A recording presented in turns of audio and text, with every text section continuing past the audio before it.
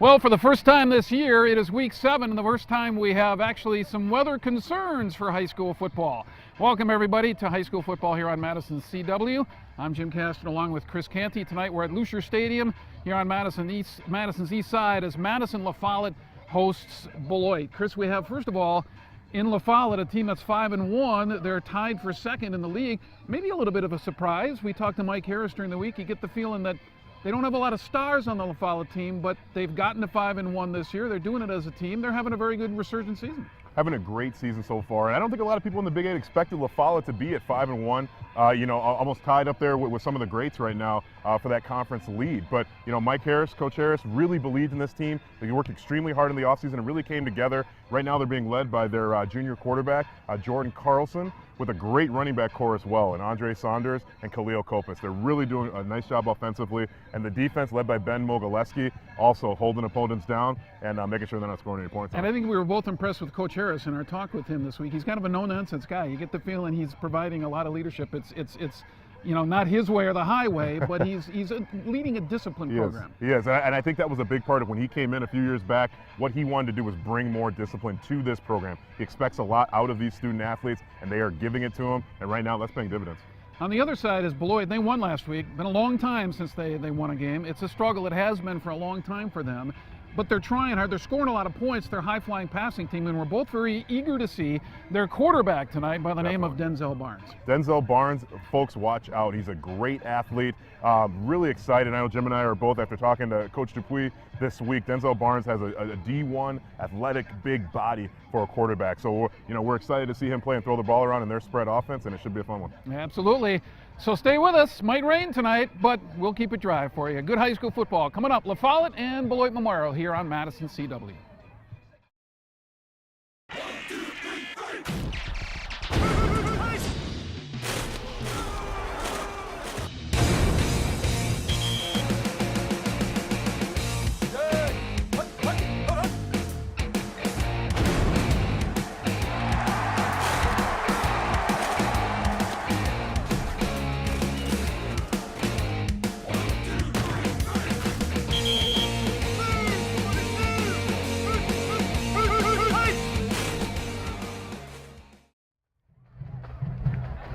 So far the rain is held off and we're okay. Madison La Follette is going to kick off. They're wearing the maroon with the silver helmets and white. In white, Beloit Memorial is ready to receive. Renell Dean and Austin Gibson are back deep to receive the kick from Madison La Follette, and we are underway here on high school football. This will be Dean. They fake the handoff and he'll take it around the right side. Has a little opening there. Squirts loose, more room to go. Nice return. And he gets it up near midfield. Hey, great start for a team that's an underdog, Chris. Okay. Little trickery from Beloit right off the bat. Hello, folks. Saturday Night Football. Let's do it. And thank you for saying trickery and not trickeration. I don't know where that word came in. That was next out of my mouth. They'll start right at midfield. Here's the quarterback we talked about, folks. Number 4. In white for Beloit Memorial. His name is Denzel Barnes. He's completed only 51%, but for 1,434 yards, 14 touchdowns this year, and only 7 interceptions. His dimension, 6'2", 225. They'll do this all night long in a short passing game as complete to Taylor Williams, who breaks out of a tackle and gets about 5 yards or so into Madison La Follette territory. We're going to see a lot of Denzel Barnes, Chris. Definitely. Beloit Memorial likes to throw the ball. Talking with Coach Dupuis this week, I asked him about his split, run, pass, and he said he's about 70% pass. So expect a lot from Denzel. They're going to try to keep the pace moving with this spread offense, and should be some fun tonight. They're going to run quite a bit from this spread formation and not huddle very much. And Barnes is the guy who makes it go. He throws, and there's a zing and a big hit over the middle. That receiver was clobbered. Wow. That's hurts the biggest from here. hit. I didn't mean to get so animated there. That was not expecting that. It was C.J. Gran who was the intended receiver there. That was a clean hit, no flag on the play, and he got up and he's okay. Wow. Here it is again. The SLS replay here. You see Barnes drop back. I don't know if we're going to get a shot. Looks like we're not. I don't know if Beloit's going to want to watch that one again. 3rd down and 6 here for the Knights, the Purple Knights of Beloit Memorial. Barnes will try it again. Look at that arm. He has a receiver open with 2 steps, but the pass is way too out in front. That was Grant again who was the intended, and there's the arm of Denzel Barnes. A little too much arm there. Yeah, one of the things I noticed in warm-ups, we got a chance to watch Denzel throw the ball a little bit. Throws a really nice ball, but he had a tendency to throw it a little bit long. So I'm interested to see tonight if he can work on his touch. And Coach Dupuis actually, that's one of the things that he does need to work on, just working on that touch. You see right there, that's a touchdown pass if you put that ball in the money. It's floated over the top. Well, 1 and 5. You're not going to the playoffs. 3rd and 4th and 6. Why not go for it? Over the middle, and it is almost picked off.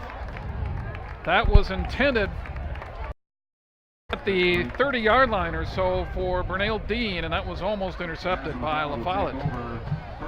So you saw right there on that first series for Beloit, you saw that arm on display. You saw they're going to move the ball quickly. They're going to throw the ball. That's what they do best. And we're just going to see if they can keep that pace up for the rest of this game.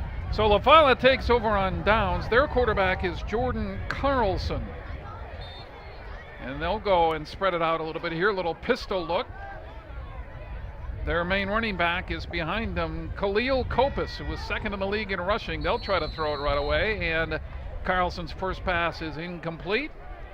Intended on the far side for Paul Looper, I believe, was the intended receiver. 2nd and 10, early going. Lots of passing so far, Chris. We haven't had a run play yet. Might be here for a while tonight with all this passing. That's the jinx right there. Just jinxed it. 2nd and 10 for the Lancers. Kopis through the middle, and that's why he is a good runner. This year he has run for 701 yards and 6 yards per carry. He's the 2nd leading rusher in the conference. Kopis with a nice run there, a little dive read option from Carlson. And Coach Harris had some great things to say about Jordan Carlson. Good student of the game. He said he will make some errors, kind of a first-year starter. He's a junior as well. He said he will make the occasional error, but the one thing that his coach loved about him was that he's very coachable and that he learns from his mistakes. And to me, that's what's important. We're all going to make mistakes, but can you learn from them? Do you get better? Jordan's that kind of player. And we have an injured player there that they're attending to. That was a 12-yard run for Kopis. Actually, those 701 yards have come in 5 games. Never did get the 6-game stats from LaFollette. So we'll have a stoppage here while they look at a player who was injured. Well, whether you're buying, building, or refinancing a home, Monona State Bank's flexible mortgage options and low rates allow them to find the best solution to meet your specific mortgage needs. Equal housing lender, Monona State Bank. And they're looking at the leg area of the injured player. We'll get a number for you quickly here, and hopefully everything will be okay. Hey, the rain is holding off, partner. We had rain today, but so far it's... I was checking radar. I'm a big radar guy. Are you? I love checking radar. One of the apps you'd have on your phone. I got about from 6 SLS weather Cellular, apps on my phone. And that player will come to the sidelines for Madison LaFollette. Looks like Mac Arnold, one of their starting tackles. It looks like it might be a knee, maybe an ankle. So he will be helped to the sideline. LaFollette has it 1st and 10 at the Memorial 42. The Knights went 4 and out their first series, and LaFollette has it here with a 1st down in tow and into Beloit territory. Good to be here tonight, Chris. Another nice night for football. We're hoping the rain stays away for a little bit. LaFollette having a real good year this year. They're in the mix at 5-1. They've clinched, and there's a run over the left side for the Lancers, and that's C.J. Jackson, who carries. Nice little jet sweep there by LaFollette. Expect to see a few different formations tonight from LaFollette. They do keep it fairly balanced, run pass. It's about a 50-50 balance for Coach Harris. So I'm just real interested to see. I know one of the things that we noticed during warm-ups, Beloit Memorial does not have a very big roster, I should say. It looks like they may be only dressing about 25 to 30 players. So will that catch up to them later in the game? 2nd down and 6. There's Kopis through the middle. Rips off a big gain through the middle and gets inside the 30 near the 25-yard line. About another 12 more on the carry there, and another 1st down for the Lancers. Another nice run by La Follette. You know, we saw a lot of passes early in the game. Looks like they're trying to establish the run game a little bit right now. And you talked about it, Chris. Beloit is not a big team numbers-wise. If you get a shot across the field, you see what they have on reserve on the bench. Not very many. Makes it hard to scrimmage, I would imagine. Carlson will throw, and it is incomplete inside the 20-yard line. Looking for his receiver there, so it'll be 2nd down and 10. And it's been a struggle, Chris, for Beloit. They won last week. They got their first win of the year. I believe they were winless last year. They beat Madison East 50-43. They tend to put up a lot of points, but they give up a lot of points. Yeah, definitely something. They need to work on their defense, but offensively, they really are kind of a juggernaut. Especially, like I said before, we're excited to see Denzel Barnes and his wide receiver core kind of go to work against this La Follette defense. But even Coach Dupuis kind of mentioned they definitely need to improve defensively if they want to be a playoff team in the future. Here's Copas again, makes a cut, makes another cut, dragging a tackler inside the 20 near the 15-yard line. That'll be close to a first down. They'll say it is a first down. Just inside the 15 at the 14-yard line. For a serve pro, first down. So La Follette marching nicely. They got the ball on their own 42-yard line to start this drive. And they're inside the 15 at the 14 of Memorial. I would imagine we'll see some points put up tonight. I think we're going to see just a couple. Carlson to throw near the goal line. That's Elijah Hill. Catches at about the 3 and then tumbles into the end zone for the touchdown with 9 minutes left here in the first quarter. Nostradamus, Jim. A few points, huh? The next play. 14-yard scoring pass from Carlson to Hill, and it's 6-0. Jordan Carlson putting his team on the board right away. Somebody we highlighted earlier in the game and already making a difference. And here's another storyline in the game, Chris. The lady is a kicker. Hannah Hilgendorf will attempt the extra point for Madison La Follette.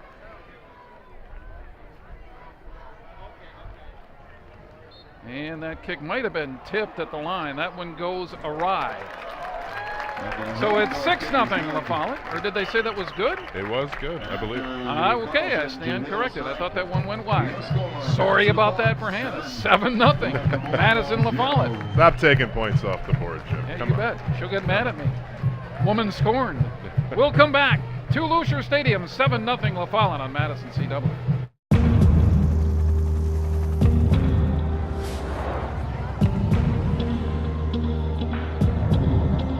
When you're ready, ServPro, how can we help? help gets there faster.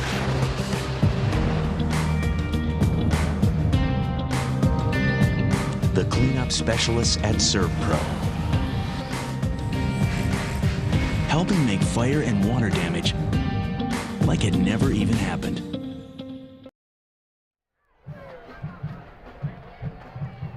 You know, Chris, before the game tonight, we had a chance to meet Nick from SLS Cellular. Did.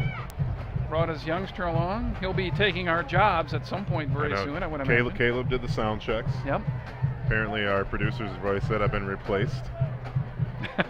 I'm not too happy about that, to be honest with you. At SLS Cellular, Nick and his team help you pick your phone and pick your service. They also help you dump your contract and save you money. Come and visit and enjoy a free cup of gourmet coffee at SLS Cellular. Elijah Hill, the touchdown scorer for La Follette, also is the kicker. And this time they do hand it off. And Granel is open on the right side. Now one to beat. That's Hill, and he slides down at midfield. So another good return. And this time again, Beloit will set up shop at the 50-yard line, Chris. It's not because of lack of field position. Definitely. I like what Beloit's doing on these reverses. When you do a reverse, you really want to catch the defense out of position or kind of going against the grain. And they've done it twice now, and really very, very effective so far. Nice job by Beloit Memorial and their kickoff team. Well, you may recognize the name of the running back standing aside Denzel Barnes. Yes, his name is Deion Sanders. 3 receivers to the left. I'm not even going to say anything because he probably gets it all the time. Barnes will throw. It is incomplete. Open on a crossing pattern was Taylor Williams, a junior, and it was off his hands. And again, you know, we talked earlier about Barnes needing to work on his touch a little bit, and watch these slants, some of these quick hitting routes. He throws the ball really hard, and even in warmups, I was seeing guys were almost afraid to catch it. So he may want to just start to work, take a little heat off those balls, add a little more touch, and I think he's got it. He's a kind of a project right now. They've really worked with him. He's come a long way, and you know, he's one of the leaders in passing in this league. He's done a great job this year at improving. He is second in the league in terms of yardage to only Brandon Toman of Madison Memorial. They'll throw it again. This one is complete out in the flat, and going nowhere is Vernell Dean, a 5'8", 150-pound senior, his 35th catch of the year, but for little or nothing. In fact, they may have lost, well, they'll mark it at the 49, which was the original line, so it's 3rd and 10. Still not seeing Beloit Memorial really get that running game involved too much. You know, I know their coach said it's about 70-30, 70 being the percentage of passes we're going to see. That's probably been closer to about 95-5 so far. We'll have to see if that continues. Well, for Barnes, Chris, they say college definitely is an option for him. He's an athlete. He's good enough to play, and exploring perhaps some junior college options as well. But I have a feeling you'll be seeing him. He'll be playing beyond this level. He is an extremely talented quarterback. He does. Just keeps getting better, and I think a lot of coaches in the league knew he was going to be this good when they saw him last year. Look at that rifle, and a little entanglement there. No flag, however. And it is incomplete. Wow, that might have been... That looked like it might have been close to a flag. I don't know if the ref meant maybe it was just incidental contact.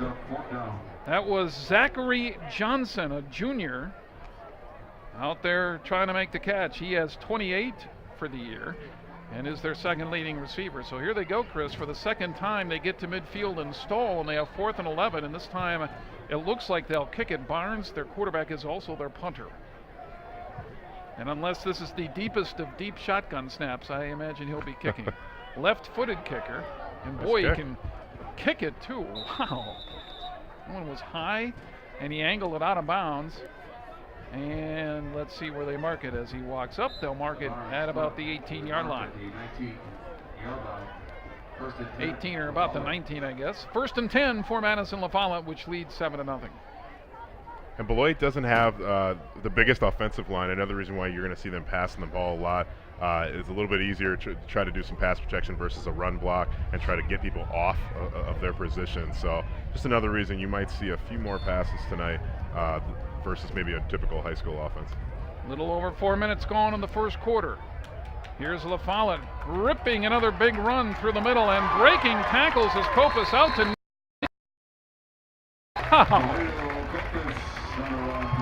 Tell you what, when Khalil Copas gets moving, he is hard to bring down right through the middle. That offensive line, kudos to the line, creating a huge hole. Copas does a nice job, great vision, able to pick up a big first down. 28 yards out to the 47-yard line. Their own. Saunders is the fullback. Why not? The middle for Copas. Even more yardage through the middle. Inside the Beloit 40-yard line, down to the 36. And we have a player down there after the tackle, after making the tackle.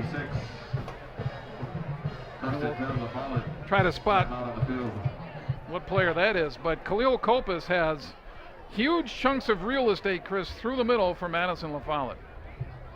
Copas having a great game so far. As we have the Beloit Memorial player down, trying to figure out who that is. But Copas having some great runs so far. Again, kudos to the offensive line, open up some big holes. You can see they're controlling that line of scrimmage, pushing Beloit Memorial back, and Beloit Memorial a little undersized at D-line. Students at Madison Media Institute are given a hands-on training from Grammy and Emmy Award-winning faculty. Visit mediainstitute.edu. That's mediainstitute.edu. It all starts here. I'll tell you what, Jim, one thing Beloit Memorial cannot afford is injuries as they tend to the player down right now. Again, just not a very big roster. They're not traveling with a ton of players. Everyone.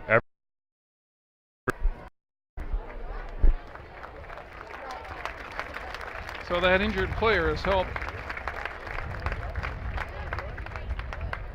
to the sideline, and that is Blake Farr, an outside linebacker for Beloit.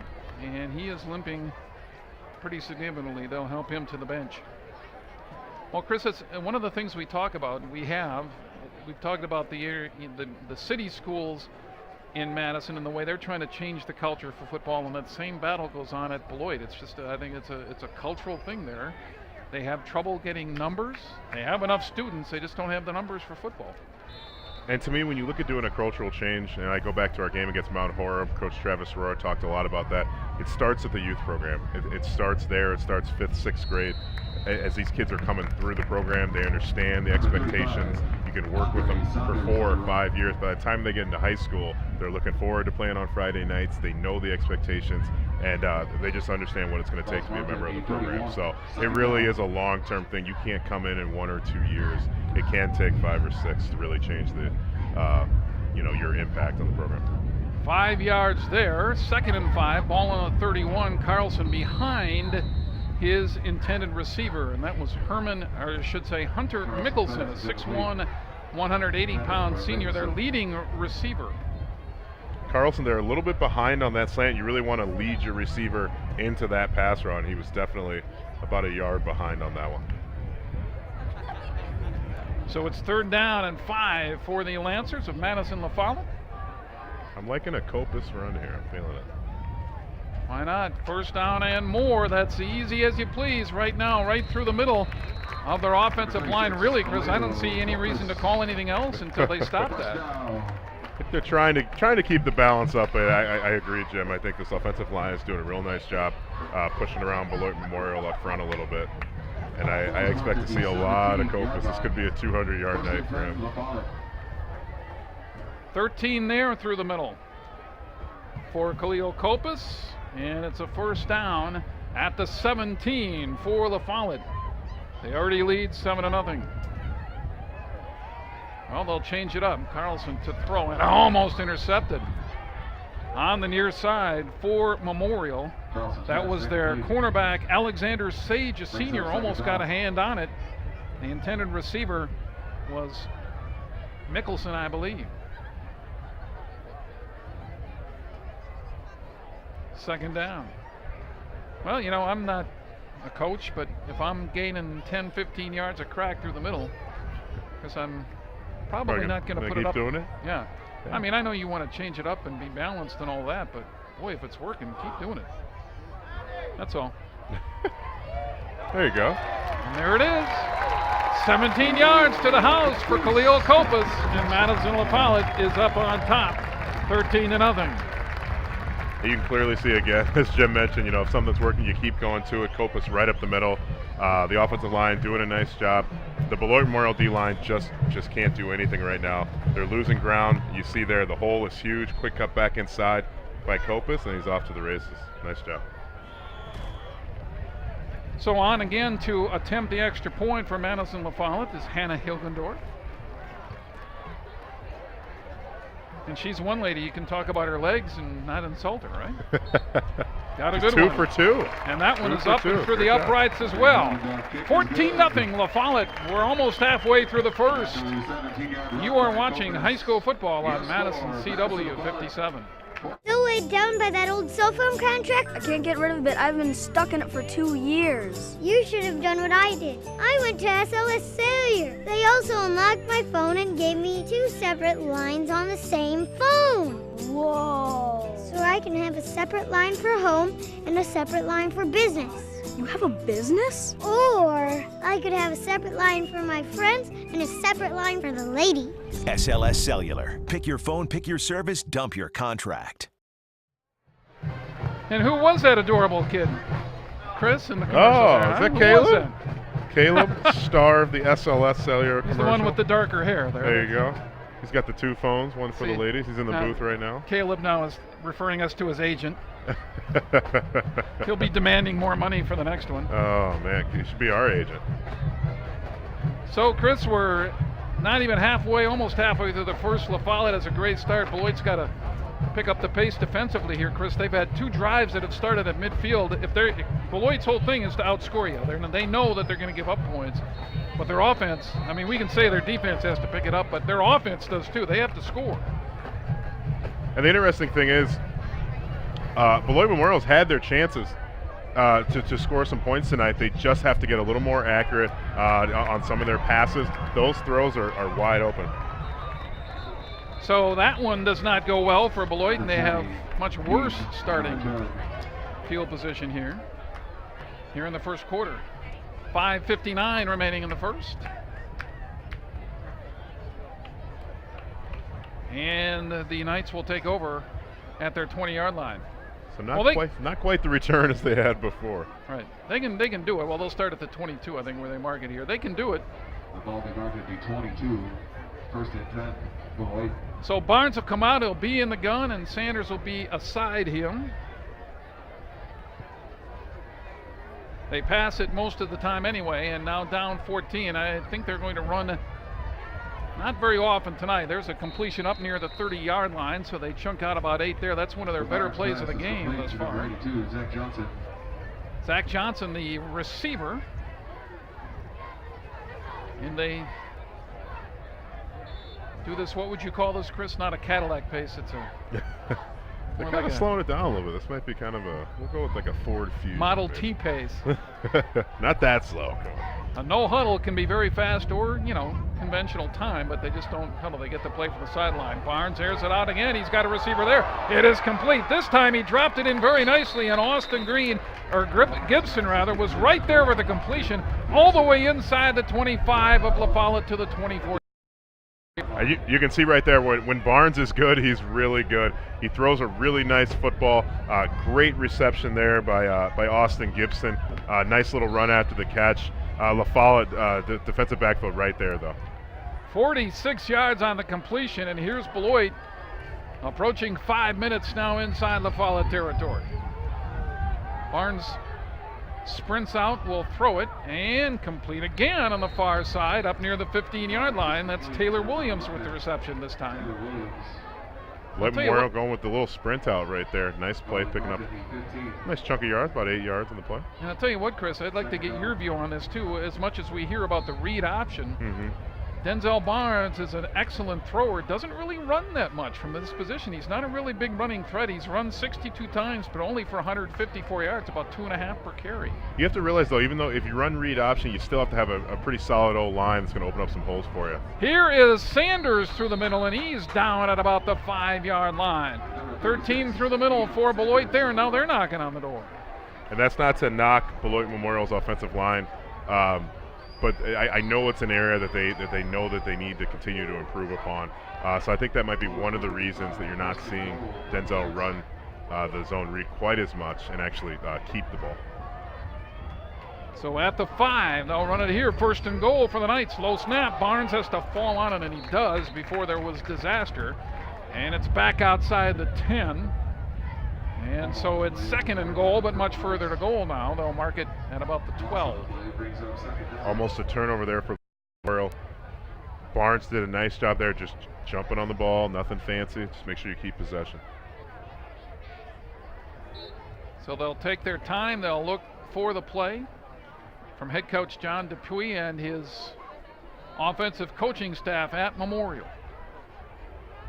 In a game, it was a big game for them last week, Chris. 2 winless teams, each team wanting to prove something, and it was Beloit that did. They beat Madison East and Humdinger 50-43. It's a great game last week. There's another bad snap. Yep. Barnes has to go back, and flags and a whistle to stop play there. Let's see if they're.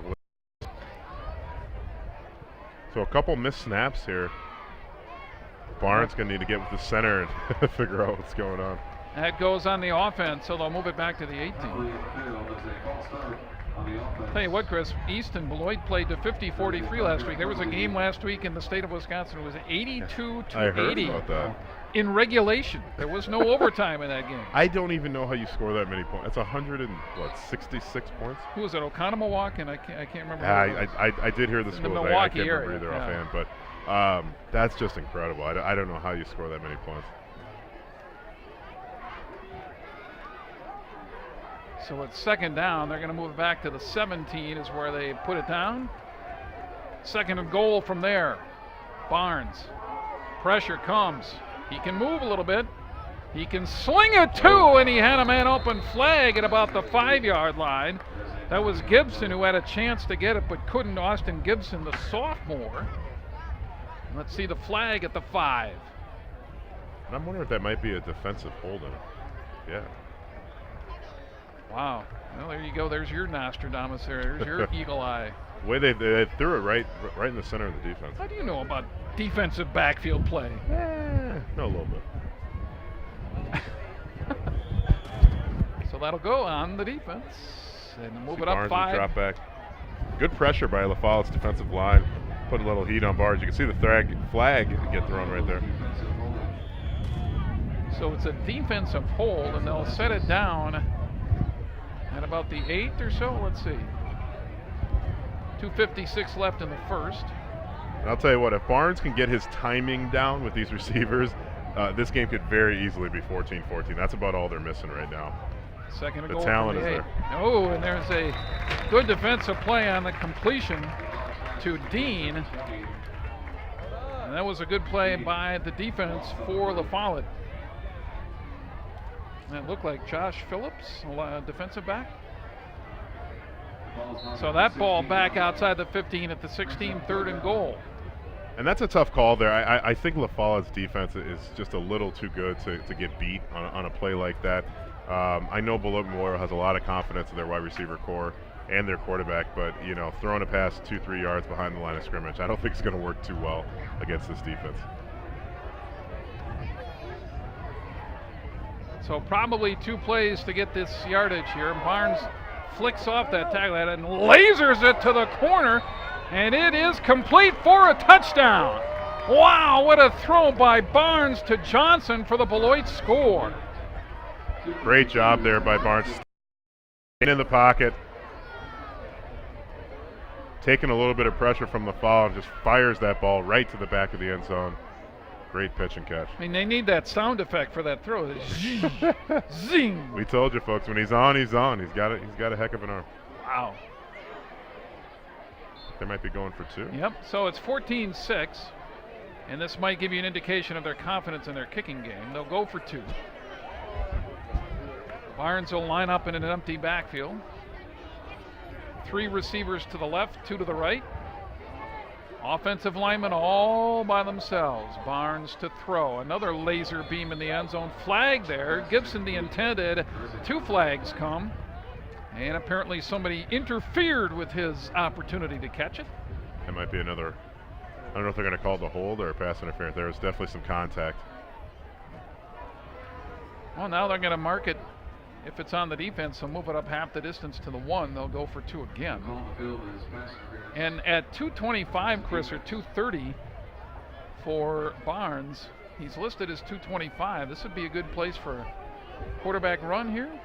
And I'm thinking it's going to be there because they're expecting him to pass at this point. He really has not kept the football and ran with it too much here tonight. He's been throwing the ball downfield. So it may be a good chance to catch him off guard a little bit.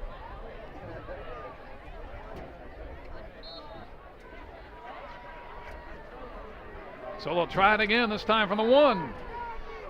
Under 2 to play. Here's Barnes. Low snap. There it is. Through the middle. He is hit. He surges forward. Had to just cross the plane.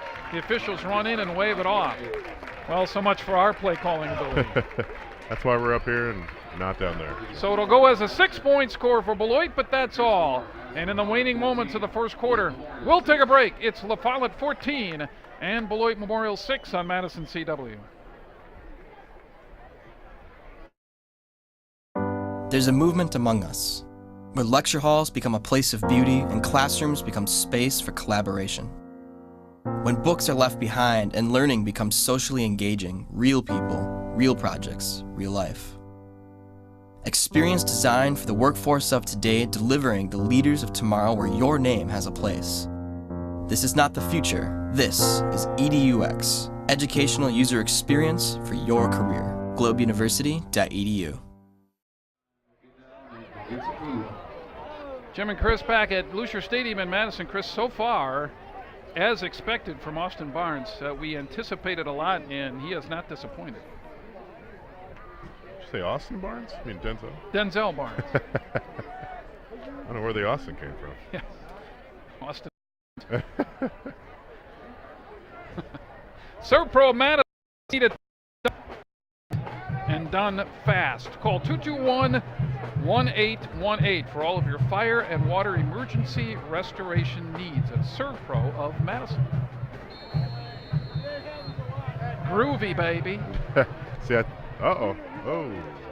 And the ball That's a fell live off the ball. tee. The La Follette coaches encouraging their players to fall on it.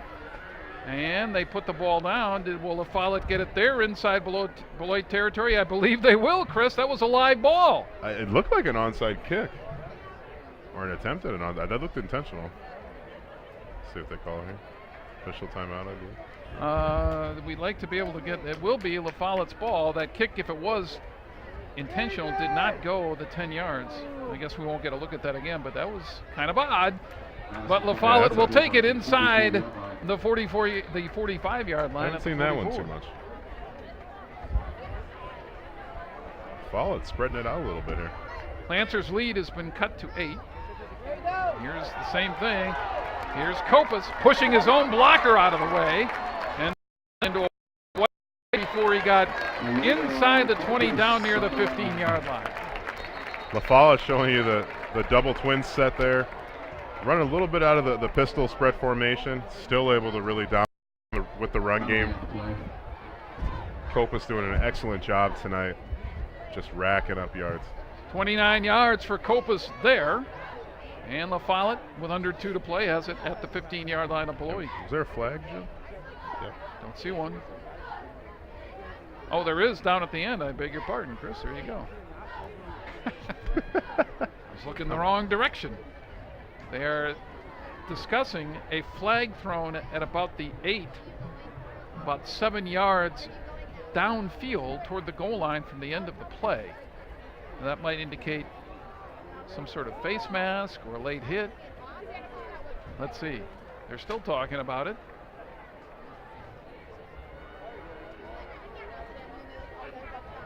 And the flag is picked up. The referee in the white hat threw the flag, and now we'll get an indication. And it is a late hit on the offense. A little unnecessary roughness. Okay. Took them a long time to figure that out. Oh, a late hit on both teams. They'll call a personal foul both ways. Offsetting penalties. Yep, I think one member of the crew wasn't quite clued into that. He started to mark that off. And I think they'll mark it off. See where Get they it mark to the go. ball. The penalty on the defense, they must have determined was of the more severe variety, so they moved it upfield for La Follette, and they have it 1st and 10, Chris, inside the 8. I'm not exactly sure what just happened there. But I think they decided know. that the defensive was more excessive than the offensive call, perhaps. I don't know. It's a time and place where you wish you had a referee that was mic'd. I think we've had that several times this year. That'd be, I believe Middleton has it Yep. out there. So first down, the officials will now scramble back to their positions and will be set to go. Lancers. La Follette. Let's call it the 8. 1st and goal. Carlson sends a man in motion. They'll give it to him. They'll stretch the left side, and another flag comes down. Beloit defenses it very nicely. That was Jackson trying to get through. Jackson on the run. Among those who Penalty on the play. helped to make the play was Gary Dixon The call on the Jr., field who is holding. led the host of tacklers. Jackson kind of limping back toward the sideline for La Follette. Took a couple shots. He was being held by the leg. There's C.J. Jackson, number 3. And then he got kind of gang tackle, so let's see if that might be an ankle there.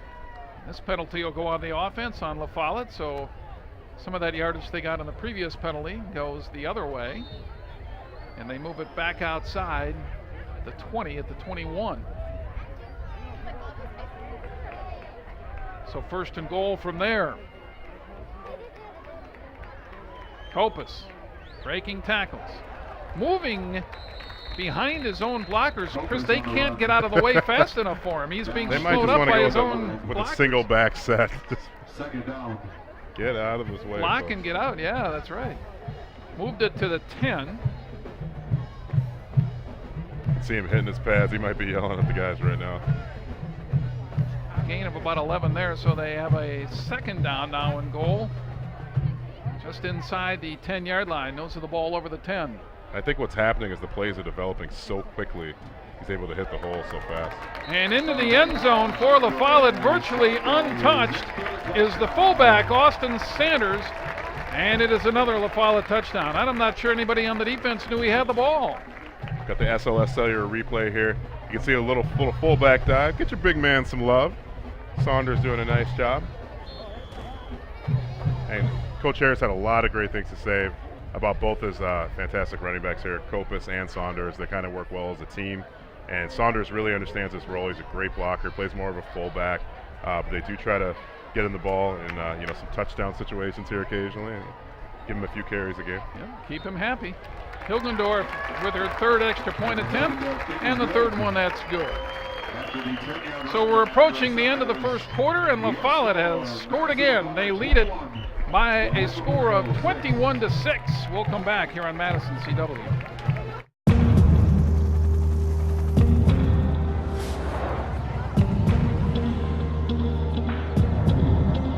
When you're ready, ServPro, how can we help? help gets there faster.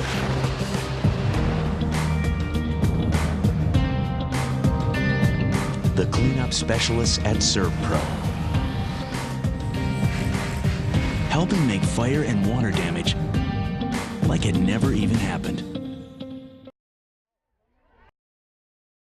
1-6, and if Beloit is going to get back in this, Chris, but they're going to have to capitalize on every single opportunity they can, and they've had some close calls. They had a really nice drive, really nice touchdown drive on their last series, but this is going to be a pretty critical drive if they want to keep this close. So from the 40, La Follette will kick it off. And Hill will do the honors. Line drives it. And Gibson's going to at about the 10-yard line. Doesn't get much. And so Beloit, which started their first two drives near midfield, has not been as lucky on the last. Not horrible either, just outside their 20 at the 22. They have it 1st and 10 here at the end of the first quarter. Well, you see La Follette there going with the squib kick, which doesn't allow the Beloit Memorial return game to really set up anything like that reverse. So nice coaching move there, nice adjustment by the La Follette sideline. Coming up at halftime, we have a nice look inside the Beloit Memorial program.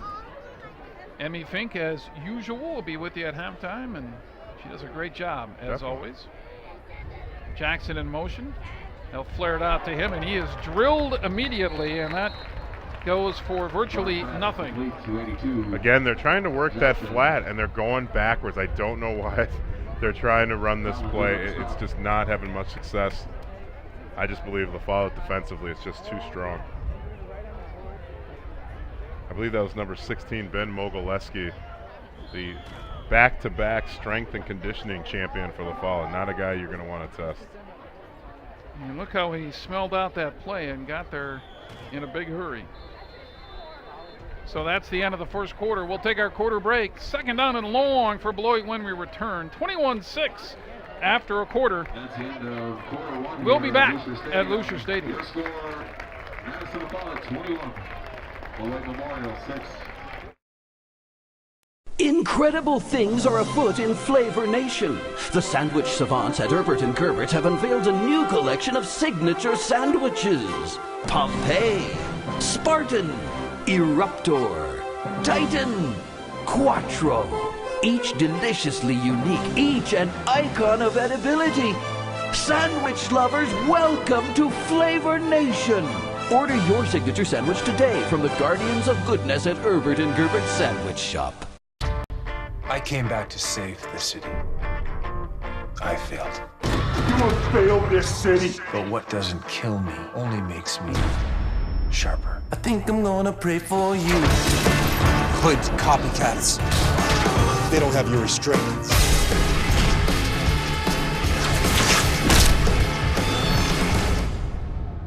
Where you been?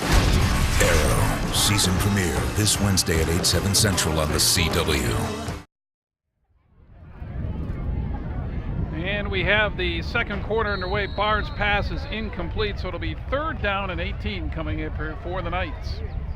Hey, you know what, Jim? Stop by Kaiser Ford Lincoln and check out Wisconsin's largest selection of new and pre-owned Fords, proudly serving Dane County since 1925.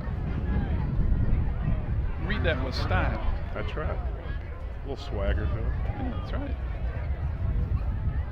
So 3rd down 18 here for the Knights, down 21-6 as we get it away in quarter number 2. Barnes, the quarterback, sends Jackson in motion. Heavy rush. Jackson open on a slant, but again the pass behind him, and probably the reason is because Barnes had on-rushing linebackers and defensive linemen with bad intent right in his face, and he goes down.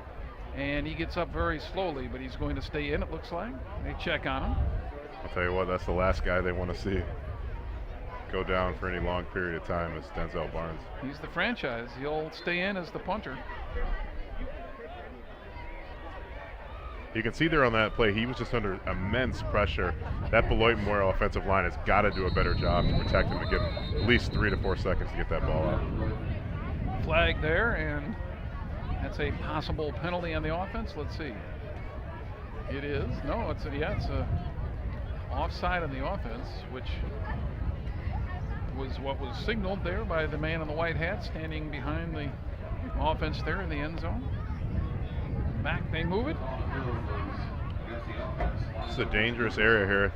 I'm actually surprised LaFollette doesn't have maybe a little more aggressive defensive punt stance here, maybe more of a block set. Barnes gets it off. It's very high but short, and is caught by one of the LaFollette coaches, to the delight of the home fans.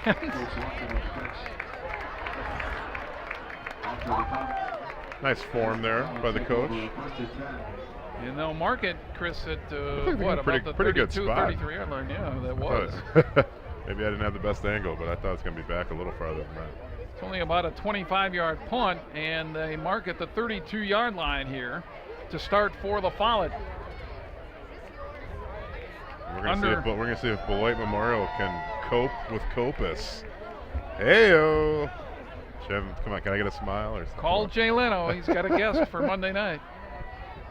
Carlson wants to go deep and get it all on the first, and it is intercepted by Beloit. They'll be backed up. That's Alexander Sage. He's brought down. So he saves the day as LaFollette tries for the kill shot on 1st down, and Sage makes the pick. And this is always an interesting predicament. You might be saying, why are they throwing that ball? But coaches will argue they still have to get work in. So even though they know they could probably run this ball, we'll get a SLS replay here. You see Jordan drop back. So it's a nice ball, just a little bit underthrown. Beloit Memorial is either go get the ball at its highest point. That's what every coach will tell you. He does a nice job of that there. LaFollette on the flip side, you got to go up and get that ball once you see it in the air. Bad news is they're going to start at their 1, but they have the ball, which is good. So we'll see what Barnes can do here. You know they're not going to have a lot of time to throw, so watch out for the safety here. Standing in his own end zone.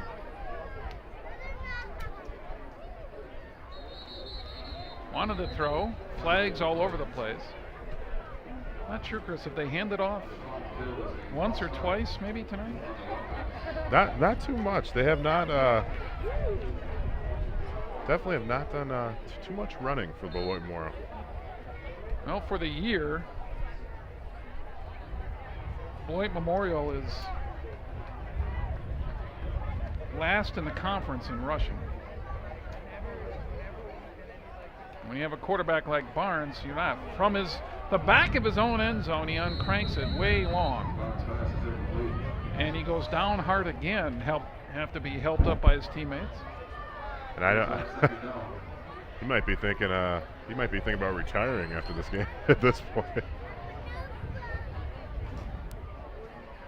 So it'll be 2nd down and 10 from their own 1, just underway 2nd quarter. LaFollette firmly in control. He's got Sanders back there. Deion Sanders is not a shrinking violet as far as running backs go, Chris. He's pretty well put together at 5'10", 180. Looks a little bigger than that to me. Barnes again. Wants to go right. Johnson again and slightly behind him again on the slant. Third down. Slant was there. Probably could have used a little pump fake to get that linebacker out of position. As a stand, nice job by LaFollette. Number 44 there, Elijah Hill, the breakup. And so it'll be third down and long. And if they can't convert here, Barnes will have to stand on the back line of the end zone to try to get a punt off. They give it to Sanders. He will not make it out of the end zone, and that is a safety. And that's one of the reasons they don't run it very much. Interesting place to run it there. You think they might try to run it earlier, because at this point they really almost needed to pass on that down, give everyone some space, and I would have kept the ball in Denzel Barnes' hands on that one.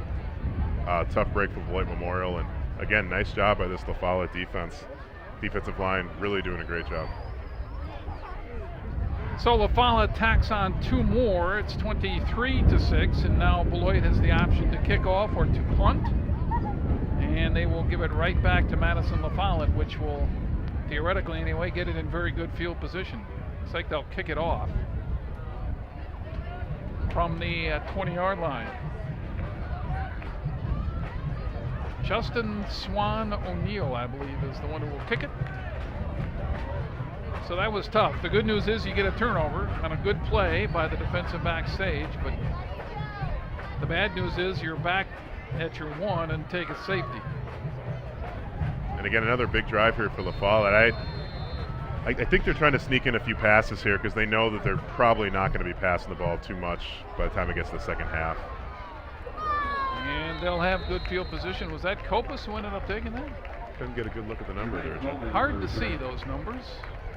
I know you're a big numbers guy. They do have the numbers on the shoulder pad. I know that's a Jim Caston favorite.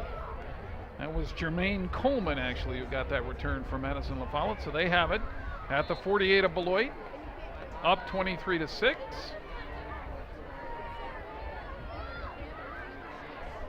Let's see what they do here. They start from the eye. They went for it all, then their last first down. This is Kopus, who was stacked up this time, and that's one of the better defensive plays of the night for the defense.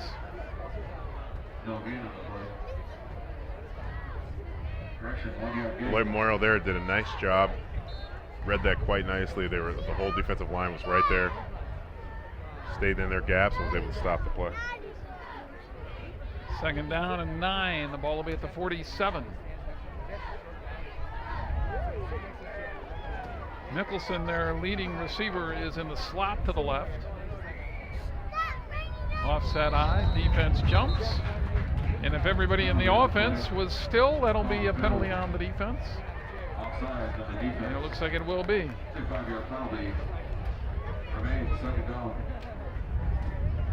Make it at the 42 now. Another action. Janesville Craig and Madison Memorial tied at 7 late in the second quarter.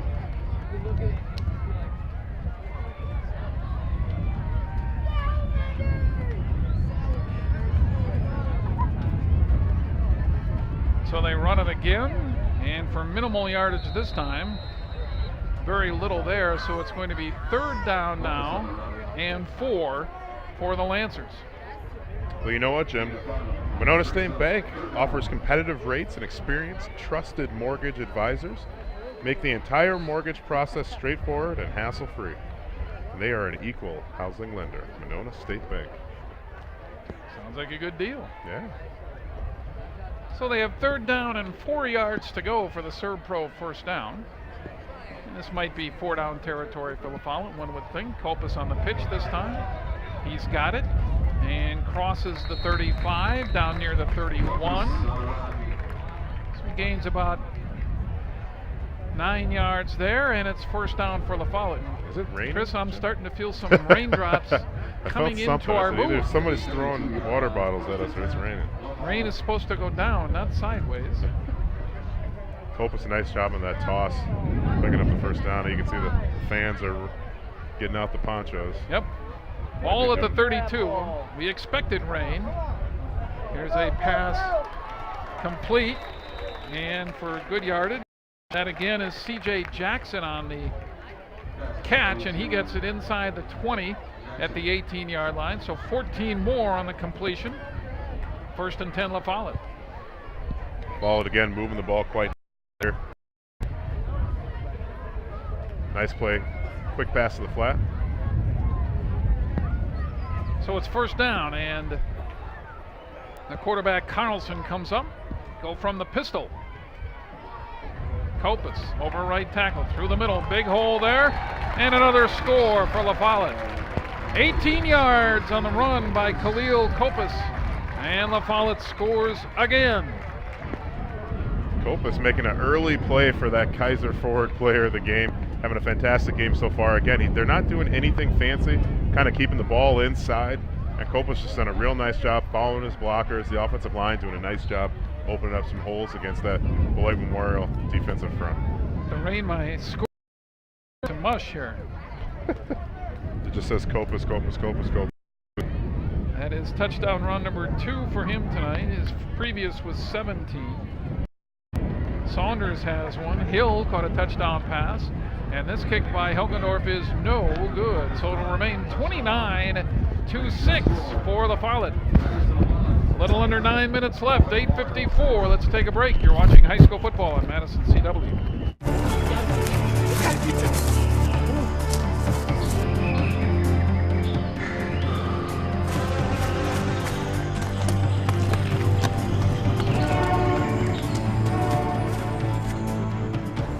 I made it! Love action? Then you're going to love the new independent film program at Madison Media Institute. Dude! You could have just driven here. It's your action, it's your film, it's your call. So it's 29-6 with 8:54 remaining in the first half here, Chris. And La Follette will kick it off again. That'll be Elijah Hill to do the honors for the Lancers. Well, we got a second here, Jim. At SLS Cellular, Nick and his team will help you pick your phone and pick your service. They will also help you dump your contract and save you some money. Come visit them and enjoy a free cup of gourmet coffee. SLS Cellular. Big shout out to SLS too. They came in and joined us in the booth. Got a budding Nick star and there. Caleb. I think Caleb signed a card, and I thought he wanted me to sign it, and then I realized I think he was actually giving me his autograph. I don't think he wanted mine. So now I have Caleb's, and I also signed, and now I feel embarrassed. I just had an 8-year-old give me an autograph and then leave. He's a star, Chris. Keep that. It's going to be worth some money. It might someday, be. right? It might be. Talented young man. All right, man. We are getting substantial moisture here. And I'll tell you what, folks, if Jim puts this poncho on, it's lights out for you, Jim. You are never going to live this down. I just want to cover up my work here. Is this some sort of my 79-cent hefty rain bag poncho situation we have going on here? I'm afraid if rain hits it, it might melt like. I wish we had wish we had a booth. Oh, I can smell it, Jim. Jesus. Thank you for that. We're having too much fun up here. Make sure you know that. No, we're smelling vinyl. We're smelling vinyl up here, folks. We're gonna get back to this game here. 8.5 to go in the quarter, and Beloit has it second down. Nice gain on first of about 5 yards. They're in their midfield again. They've scored and they've had pretty good field position, much better than their last possession when they were on their own one. Barnes in the pocket, flag, Barnes rifles it, and it is picked off over on the far side, but a flag is down near the line of scrimmage. Kind of in the vicinity of holding. We'll see. If it's holding, it's probably going to be declined. See who they go talk to here. Yeah, it looks like they're talking to La Follette. I believe that was Rodney Poe with the interception for La Follette, and it is a penalty on Beloit, and of course it is declined. So La Follette has it again, up by 23, and they'll have it near their own near midfield again. They'll have it at the 38-yard line. And it looks like Beloit Memorial, just the mistakes are piling up right here. And I don't think Barnes is quite right after that hit. He took a pretty good shot. He looks a little bit off. We've talked about it, Chris. He is very talented, but he has a little refinement to do. And that time Beloit stacks it up fairly nicely. They only surrender about 4 yards on that run. About 5 make it. Second down. Yeah, he's definitely someone that he has that pure skill set, just needs a little bit of refinement. You know, I wish him the best as he looks to go play possibly at a junior college level or maybe D1, D2. I think he's got a lot of talent, and it'd be interesting to see him at the next level. Ball's near the 44-yard line.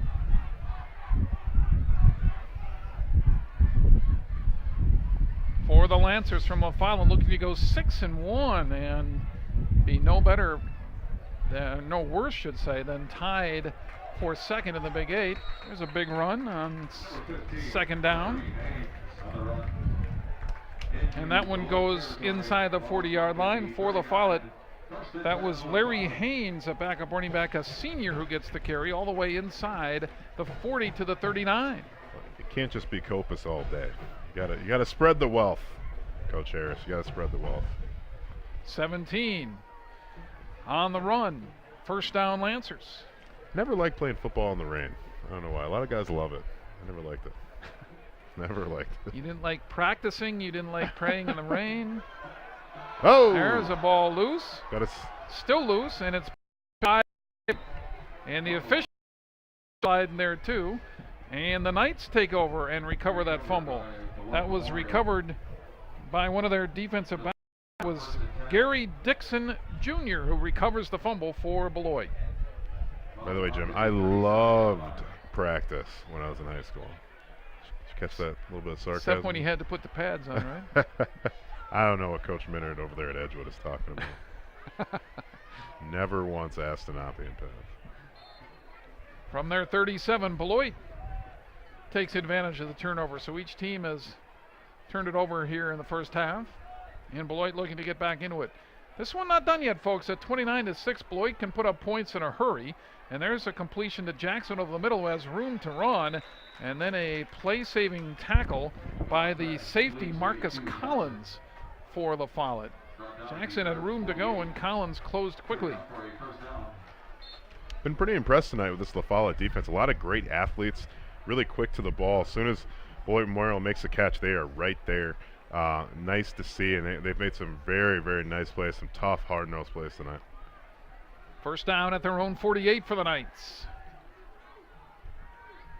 Barnes throws again, and a zinger through all the traffic there, including his own receiver, Jackson, who was standing at the 45-yard line. Looks like there might be some room if Beloit Memorial can get kind of a little bit deeper slant, kind of a 10-yard, almost a post route. There may be some room if they can get above that linebacking core and before the safety, but it is tight in there. The problem is this offensive line just is not giving Barnes the time that he really needs to let a play develop. So it's second down from their own 48-yard line. As we play through a light rain here. Here's Sanders through the middle, and he is met at the 50 and goes down inside La Follette territory for about 3. A rare run. Little zone read look there. Barnes Sanders on the give. For the year, Chris, 29 carries for 56 yards coming in for Deion Sanders. Is less than 2. Not a great average. Some room for improvement there, Jim. We haven't seen much of Mickey Keegan tonight, who has been running of late. He's also a defender for Beloit. Barnes in trouble, slips out of it, runs and throws, has a completion at the 45, inside near the 35-yard line, and a first down. See Barnes there again under pressure. Does a nice job there, making a little something out of nothing. Picks up the first down. They pick about 13 yards up and get it down to the 36-yard line. Going to get the SLS replay here. See Barnes scrambling to his right. Does a nice job fighting off the D lineman there. Always keeping his eyes up. Looking for that perfect touch. There we go. Something Barnes has missed early in the game was just that touch, nice little touch pass. Does a nice job of there under pressure. And give it to Sanders again through the middle. Keeps the legs moving. And gets the 30-yard line. It's really interesting because this offense could be very dangerous. They need a little bit of work at the offensive line, but they have some weapons here. And they've actually had some chances to probably put another 14 on the board. Some things fell their way. So I know their record may not show it, but this is a really good offense. And the defense can use a little work as well, but it is, as Jim and I talked earlier, the numbers just aren't quite there. Makes it a challenge at practice and a challenge to get better. Actually, they'll spot at about the 32-yard line. Second down at about 6. Quick toss and incomplete.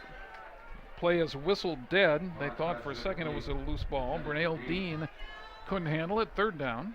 I agree with you. They've got talent. They're fun to watch on offense. Yeah, a lot of good players. And their offensive line really is not, I would, just looking at them, they don't look undersized. So I don't know if it's maybe they'll coach them up a little bit, but I mean, they look pretty decent size compared to what we've seen here in the Big 8. So third down for Barnes as he comes up. 4:52 remaining before halftime. That one is going the other way. Barnes in big trouble. And that one was practically back to Beloit. To the 45.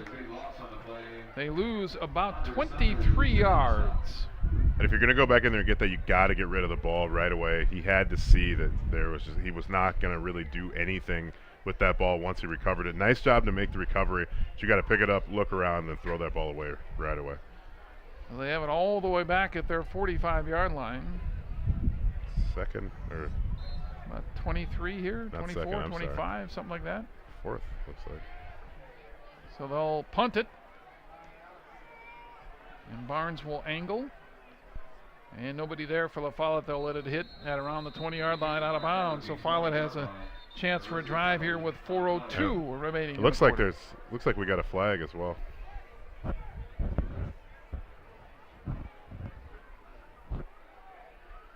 Jim, well, we got the penalty here. Students at Madison Media Institute are given hands-on training from Grammy and Emmy award-winning faculty. Visit mediainstitute.edu. It all starts here. If you could have seen that, folks, that was an all-star play right there. Live read when the paper blows away. That's pretty good. I got good hands for an old lineman. So they have a big penalty here, which makes it even worse for Beloit. And they'll have to kick it again. La Follette had it around their 20, and now they'll get much better field position here theoretically. There is a breeze slightly to Barnes's back here as he kicks it. Another wobbler. It's up in the air, but it is a sidewinder, and it let it go, and they mark it dead inside the 25, about the 24-yard line.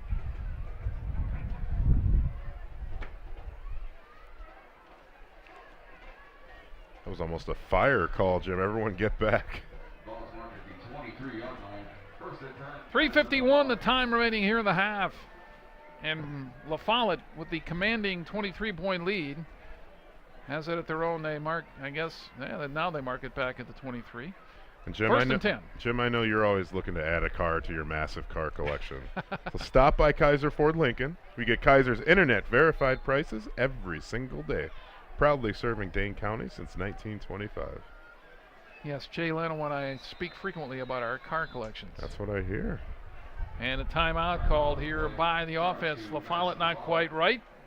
Didn't get everything lined up properly, so they take a little time with 3:51 to talk it over.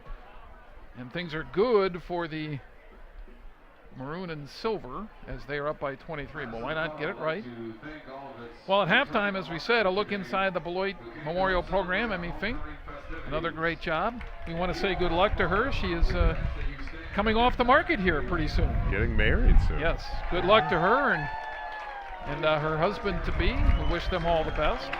I saw her ring and I said, don't let my girlfriend ever see that. She's going to want something that big and nice. She couldn't hold up her left hand, could she? And also at halftime, two knuckleheads will talk about football a little bit. A couple of guys you might know. Yeah, you might know them. The Caleb autograph is still my favorite. Who framed those? That's too funny. Just put his first name.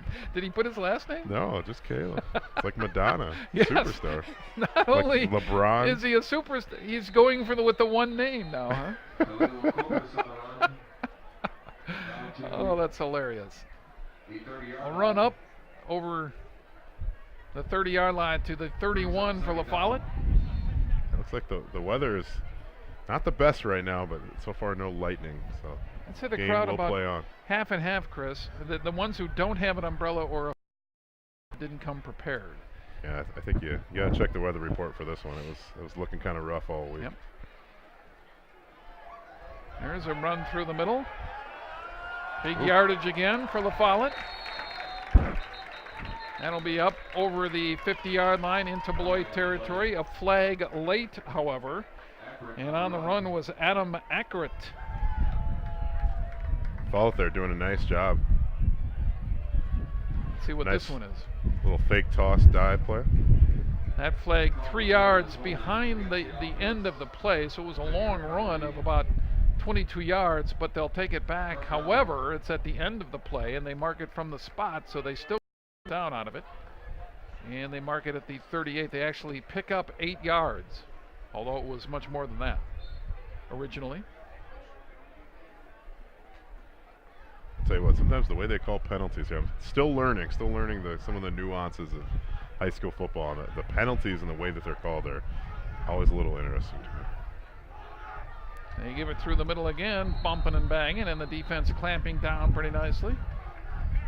And Beloit has stepped up a little bit here with some of their run defense, but it's kind of like if you beat that, if they can get it in the first few yards, they're okay. But if you get past that next 5, you know, they're getting 20 yards a pop. So a little bit better in the initial. They really got to make sure they're making those tackles and stopping La Follette. 3 yards to the 41. Second down with 2.5 to play.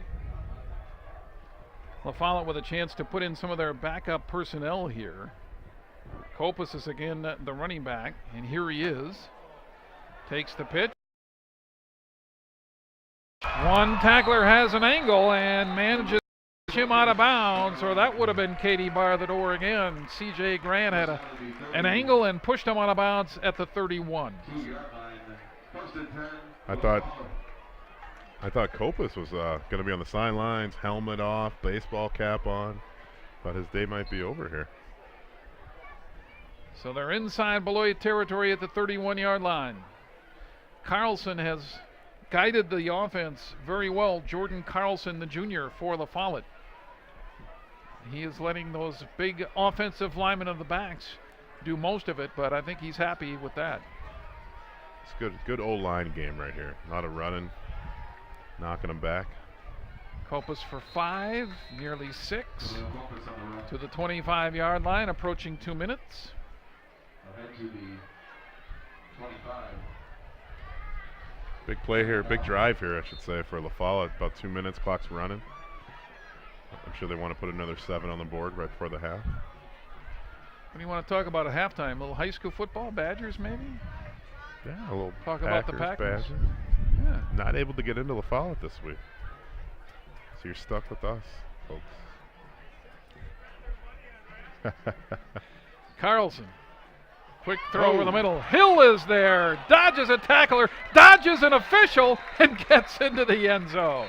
But a flag, hold everything near the line of scrimmage, might bring this one back. Yep, it's coming back. Holding. Oh, chop. That from the 25, yeah. That's the second one they've called. That's not a play that you see, or a call that you see too often. See if we can pick it out where it might have come. Right there, yep.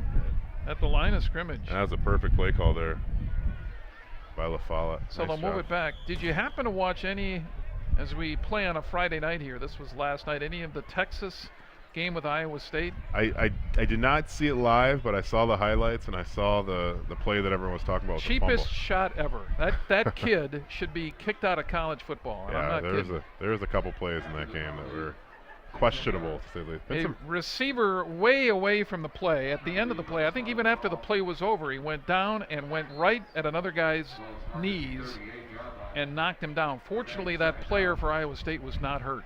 And you're seeing, I believe another player in the NFL just got an ACL taken out from a player diving to his knees. And I know the defensive players are saying, well, where can we hit a guy? But, you got a pretty big torso area to go after. I don't think you need to be going after guys. We've got the king of the cheap shots coming up against the Packers on Sunday in Ndamukong Suh. There's a pass over the middle. It is complete. Jackson there has it inside the 15 and struggling to get down near the 13-yard line. And another flag at the line of scrimmage, which was the 38. So another big gain of about 25. It looks like it might be coming back for La Follette because of a legal procedure. Usually that's a pre-snap penalty. La Follette shooting themselves in the foot here. They keep picking up the first downs, though. They might just be racking up their first down stats well, here. They get more snaps this way, more practice this way, right? I'm sure that's the way Mike Hill I looks remember at it. when I played semi-pro ball for the Madison Mustangs, our head coach Adam Smith always used to be so upset because even though we'd beat a team by 70 points, we wouldn't run a lot of plays. So we'd score on 2, 3, 4 plays, and we'd be in the fourth quarter, and he wouldn't take us out. He's like, you guys have only ran 23 plays. You got to keep you in. That's when you go to the huddle and say, screw up on 2. Ready, break. 43-yard line. Second down and about 22. With about a minute left. Carlson stepping into the spotlight here, has a receiver again. Again over the middle down to the 20-yard line. And that is Paul Looper, a senior for La Follette, who made the grab all the way down to the 20. Gain of 23. Nice job every time. Every time they go back, they just keep coming forward. La Follette here going with trips right. Nice little slant, a little bit deeper slant right there, right above the linebackers. Nice job squeezing in there, and just after the first down mark. And they got what they needed for the first down, and now La Follette will take a timeout here and talk this over. That was a Serve Pro first down, by the way. Mr. Canty, if you would. There we go. Call Serve Pro of Madison. Thanks for the lead in, Joe. At 221-1818 for all of your fire and water emergency restoration needs. Serve Pro of Madison, like it never, ever happened. So 44 seconds here for La Follette. They're at the 20. And why not, Chris? The high school football, there is no letting up until you reach the 35-point mark. Is that the bear? I was kind of curious what the margin of lead, if you will. That's when they start the running clock. But until then, teams go for the kill. It's only the first half here. Of course they're going to try to score here. And teams know that, so. But again, it goes back to the coaches. A lot of coaches don't like running clock because it does take time away, and game time is valuable. And La Follette's prepping here for the playoffs, so even though it looks like they're in command of this game, this coaching staff is going to want to get some live game action on a Friday night. So if you do running clock, it really cuts into the number of plays. Heard Adam Smith is a big fan of the running clock. Oh yeah, he's not exactly. They chunk out 6 more yards through the middle. That was Kopus again on the carry. He remains in the game. Now they're going to go no huddle. Second down at about 4 at the 14-yard line. Carlson wants to air it out. Oh, in zone, knocked away. That Collins in the game as an offensive player. 23 seconds, third down. Nice little fade route there thrown by Carlson. Not able to complete. 14, it is third down and about, I'll make it 4. Get about to the 10 for the first down. Carlson will spread it out. 3 receivers to the right from the pistol. Over the middle. Looper makes the catch. Still going. Flung around. And he got in for the touchdown. Paul Looper refused to die, and they spun him around, and he fell into the end zone. Great job on both ends. And La Follette's on the board again. We'll get the SLS replay here. You see Carlson out of the shotgun there. Just a quick little Alpern does a nice job with the spin move. Just pushing his way through. You got it. Got to tackle that torso. Going a little too high on the tackle. He's able to spin out of it. Get the touchdown there. Nice play by La Follette. They score with 16 seconds left. Third touchdown pass for Jordan Carlson tonight. He's thrown one to Hill, one to Jackson, and now Looper visits the end zone, and Hilgendorf will kick it again. Kopus has scored a couple of times. Saunders with a touchdown run. Thrown a safety in there for a little mix, and they burn another timeout. Couldn't get their special teams together here. So they call the timeout. We'll talk this one over with 16 seconds. I can keep hearing the Beloit coaches slamming slamming the counter on the other side of the room here. They're not too pleased right now. In the booth next to us here. I think they're going to have a lot to talk about at halftime. Tell you what, though, Chris, you know, we talk about Beloit and their struggles as a football program. It doesn't take anything away from the effort of the young men that are involved in the program. Didn't mean to intimate that at all, if we ever did. But coaches work hard. They're coaching up the kids that they have. And they're making the best of it. You know, you work with who's available, and like I said, Beloit has a lot of good athletes, especially offensively. Sorry, there we got some technical issues here. They have a lot of good athletes offensively, and we've seen them kind of shine a little bit. They just have to put together that consistent drive or consistent series. So we'll see if we can get that in the second half. With the kick, and this one is good. And so 36-6 with 16 seconds left in the half. Take a timeout and be back in a minute. You're watching high school football on Madison CW.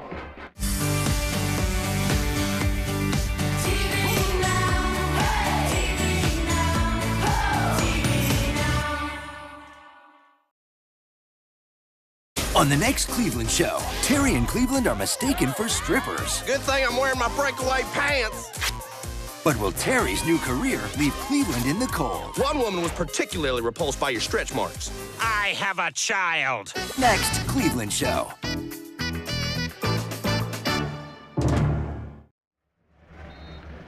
(36-6), Madison LaFollette in the lead. You know, Chris, as we see that commercial for the Cleveland show, an animated show, and heard on the radio today, just as an aside, that the Simpsons TV show has, I think they said it was for the 24th year, 25th year, something like that. Been on for quite It's some time. unbelievable. I think it was 1990. For some reason, I always remember 1990 as the first year. And of course, you know, I said when I heard that. Still all the original. Oh! Hey-o. Got him. Jim Casson, everybody. Thank you. 7 o'clock shows, different than the 8 o'clock Tip your show. waitresses. Try the There veal. we go. Here is the ball taken by Sanders at the 35 or thereabouts, 34, and he takes the knee. They'll try to snap off a couple of plays here, but that's unbelievable, isn't it? The Simpsons been around that long? Longest running TV show ever, I believe. Or one of. I guess not, maybe not longest ever. It might say something about our culture. The Simpsons is actually deeper than a lot of people think. They do. It certainly is. A lot of satire, a lot of interesting commentary on modern life here. Yep. 34-yard line for the Knights. So let's see if they have the quarterback who has the arm. If they want to take some shots deep here and work the sidelines, they do have their 3 timeouts left. And they do exactly that, and a wide open receiver, and Barnes couldn't hit him. So you got to be careful here. They're definitely in pick 6 territory. Got to be real careful with the football. And that one, Chris, there was no excuse for him. I mean, he had time, and that receiver was open, and Gibson had it whistle behind him, and that time Barnes just didn't put it on the money where he should have. He's been trying to hit his receivers on that slant, and that's just it's just not there. He's had some trouble putting it in those windows, and he tends to be a little low when he's going for that slant. I wonder if he plays baseball. I don't know. Good question. There you go. There's a catchable pass. Time one on the receiver, didn't catch it. That was Austin Gibson. It'll be 3rd down for the Knights. Austin Gibson has definitely had a few drops tonight, and again, it just seems like they're just not quite on that same page. Barnes and some of his receivers, but these guys really got to catch the football and try to move forward. Well, coach at Beloit, John Dupuy, was an all-state running back for the Knights back in the 90s.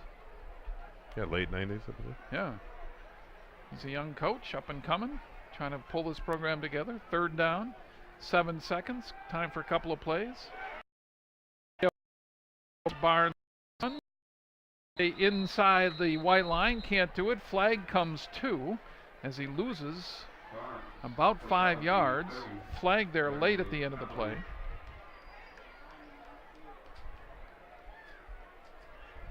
And that one took all but 1 second.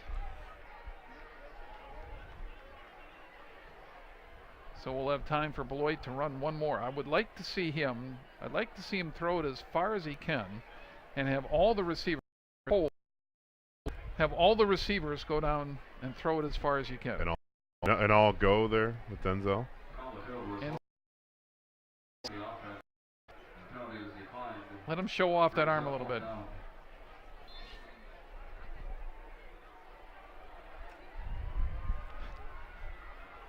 I bet you can put a ball on a rope for about 40, 50 yards.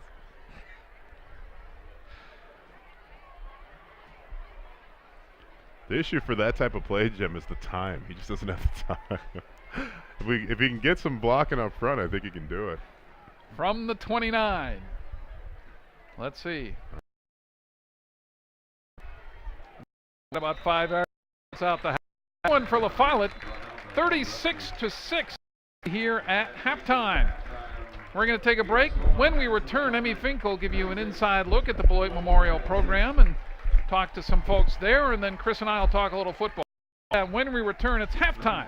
36-6 La Follette here on Madison CW.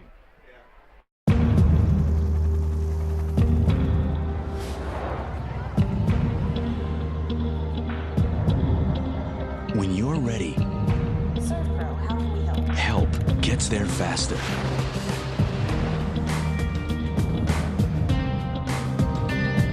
The cleanup specialists at ServPro, helping make fire and water damage like it never even happened. There's a movement among us, where lecture halls become a place of beauty and classrooms become space for collaboration. When books are left behind and learning becomes socially engaging, real people, real projects, real life. Experience designed for the workforce of today, delivering the leaders of tomorrow where your name has a place. This is not the future. This is EduX, educational user experience for your career. globeuniversity.edu. Fresh off their first win of the season, Beloit Memorial looks to do the same against La Follette in Week 7. Coach, let's talk a little bit about your season. Obviously, it was a big night for you guys last Friday night, your first win against East. How did that feel? Yeah, that was a real good game. We played East well last year and beat them, and they came down here. It was another good game. Homecoming, that's the first homecoming win we've got in a while, and kids were real excited about that. We're trying to get that consistency, and when they listen and they do the right things, they can be real good, but we just haven't been able to put it together. And, we did a little bit last week, but we're still waiting for that game where we can go 4 quarters. Well, and you're in one of the toughest conferences in the state. I mean, you know as well as anybody that every week you have to go into it thinking, all right, this is going to be as tough of a game as last week and as next week, and that has to be tough. Yeah, there's no easy games in a Big 8, and everybody's solid, and I feel like we have one of the, if not the best conference in the state in football and a lot of other sports, and it's very competitive, and that's what we tell these guys. Well, and when you talk about, especially on the offensive side of the ball, to have a really talented player there in that key position, that's huge because they rallied the troops and kind of get everybody going, and there's a lot of weight on the shoulders of the quarterback. Oh yeah, Denzel knows that. He played QB last year for us, and he's really I got 2 QB coaches with Sabaka and Dement that are working with him, and he's really improved with his reads and just understanding the philosophy and our game plan and our scheme that we want him to contribute on Friday nights, and he's been able to handle that. So, what is it like for you as a coach Friday night under the lights? I know what it's like for the kids, but is it any different from a coaching perspective? Do you still get the thrill of Friday Night Lights? Yeah, it's exciting. I still get goosebumps. I still get chills. I still, before every game, have that confidence that we can, participate and be competitive and hopefully come out on top. It's a struggle from day to day with certain things that we have to deal with here with grades and family issues and some of those types of things. But we just tell these kids to keep pushing and come out here we preach family out here, and we try to rally them around us. So Let's talk about some of your key players behind here when, late in the game, start of the game, you're looking to those players, whether they're seniors or captains, that you need big plays out of. Yeah, Denzel right now is our QB, and we switched to the spread last year, and he's actually leading the Big 8 in passing right now. He's got a big league arm. He can make any throw on the field. He had 6 touchdowns last week. He's, if not close to, but he's going to break all the records here for individual records as far as yards from scrimmage and passing and touchdowns and those types of things. So the last 4 games he's thrown for over 300 yards in each game. So he's really a key component. And then when you look at the other side of the ball, we got Keegan Mickey.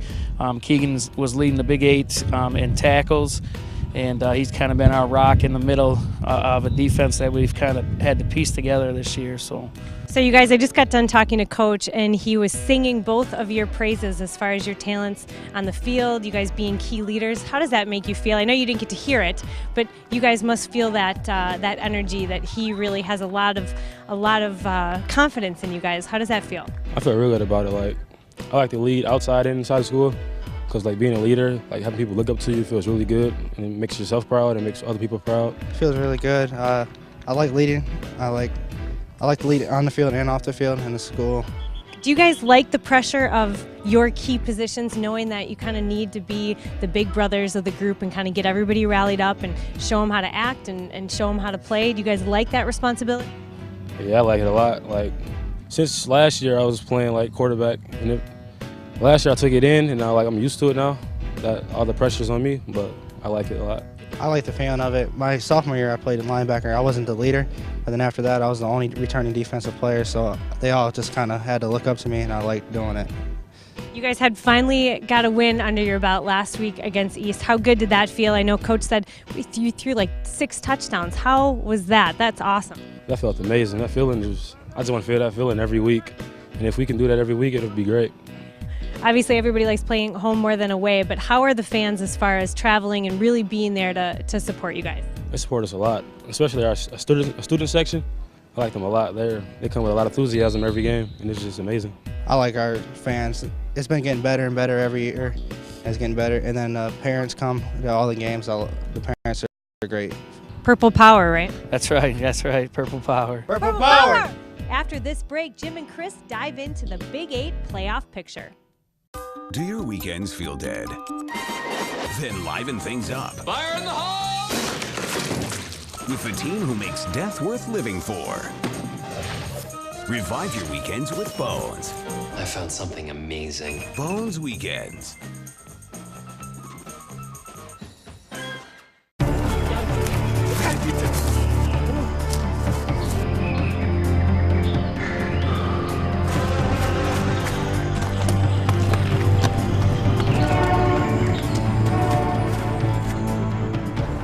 I made it! Love action?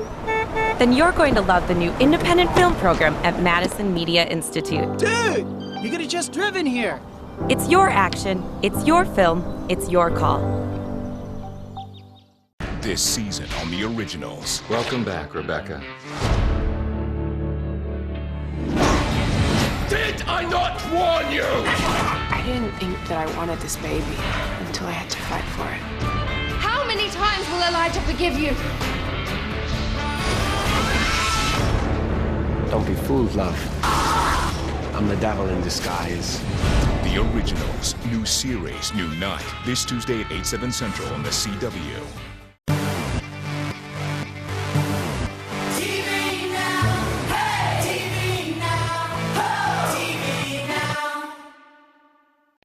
Hi, I'm Phil Dawson. And I'm Ben Wargel. Coming up next week on Inside Badger Nation. With the Badger football team on a bye week, we're going to hit the ice as Badger hockey going to be in its first ever Big Ten season. We'll preview it all right here on Inside Badger Nation.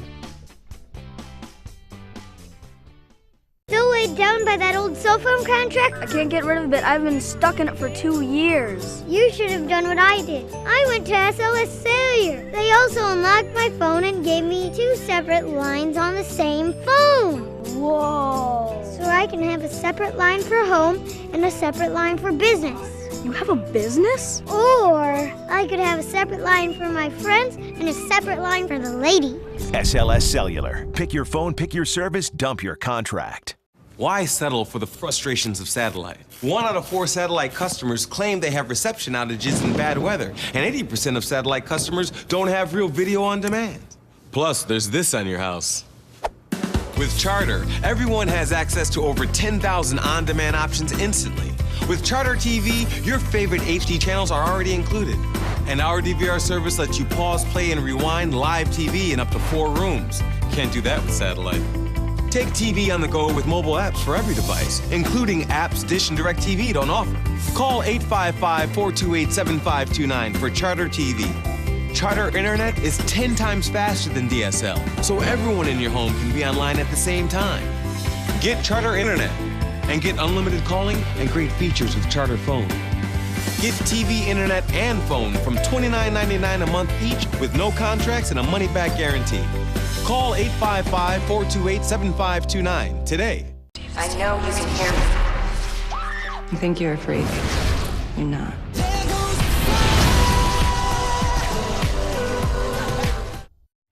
All right, welcome back to halftime here on Madison CW in our game between Beloit and Madison La Follette. Thanks to Emmy Fink for that great look inside the Beloit Memorial program. Jim and Chris back with you here at Lucier Stadium. Chris, it's our chance here at halftime to talk a little football beyond just the game that we're doing here tonight. This is week 7, and the playoff races have really started to shape up. You've got Sun Prairie on top of the Big 8. You've got 3 teams behind them, all 5-1. One of those, this Madison La Follette team. I get a sense that this league is going to be very well represented for the playoffs. Of those teams behind Sun Prairie, who have you been impressed with the most?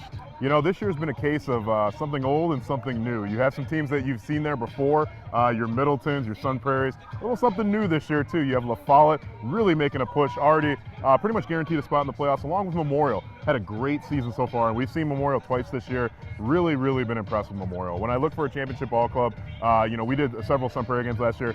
From the beginning, they had a complete team, and that's what I saw with Memorial right from the get-go. Week 1, I was very impressed with both Memorial offensively and defensively. So they're kind of my pick of the 5-1 teams, but I'm excited to catch La Follette tonight. It's our first game that we've done with La Follette this year. But you know, they've had a great season as well, but I think my vote's going with Memorial. Last year, Sun Prairie went all the way to the state championship game. Do you think they can do that again? I think they can. I think they're well suited to do it. They run and they pass very well. They have a good quarterback and a very good running back in Noah Diaz. They do. And Noah Diaz kind of went from 3rd string to starter. What a story. I know. Now he's leading the league in rushing. We got a chance to see him week 2. We're very impressed. He was actually our Kaiser Ford Player of the Week that week. So just done a fantastic job. Coach Brian Comiskey always has his guys ready to play.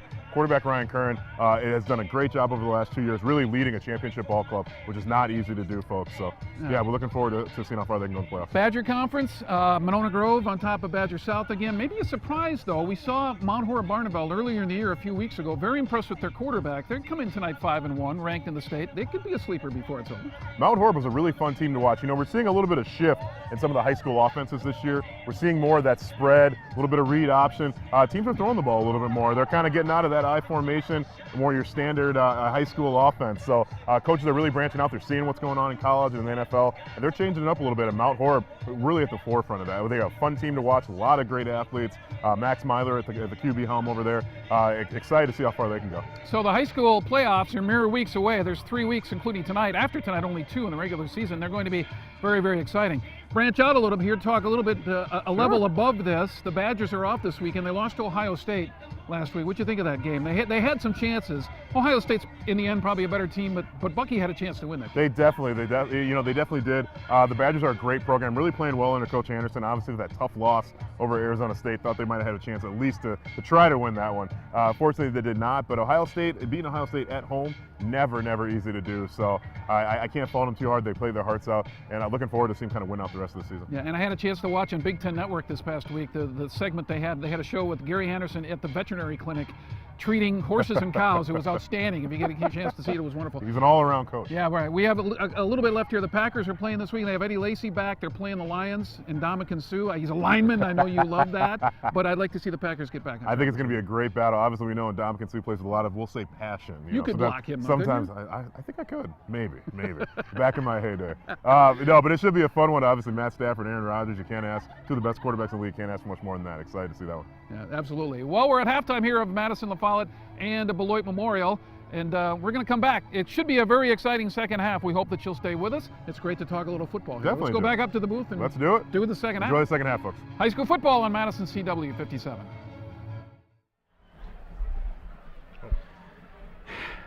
And we raced all the way back up to the booth in 2 seconds, and we're here. There's the hand. We are at the half here at Madison La Follette as the home team, the Lancers, at Lucier Stadium lead 36-6.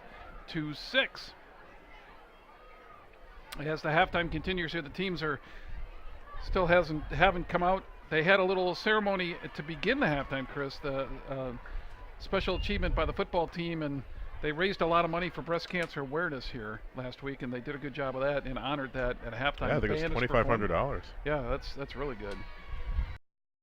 In the first half of this game, Chris, the score is pretty indicative. It's pretty much all Madison La Follette as they hold a 30-point lead here. The offense for Beloit has been erratic.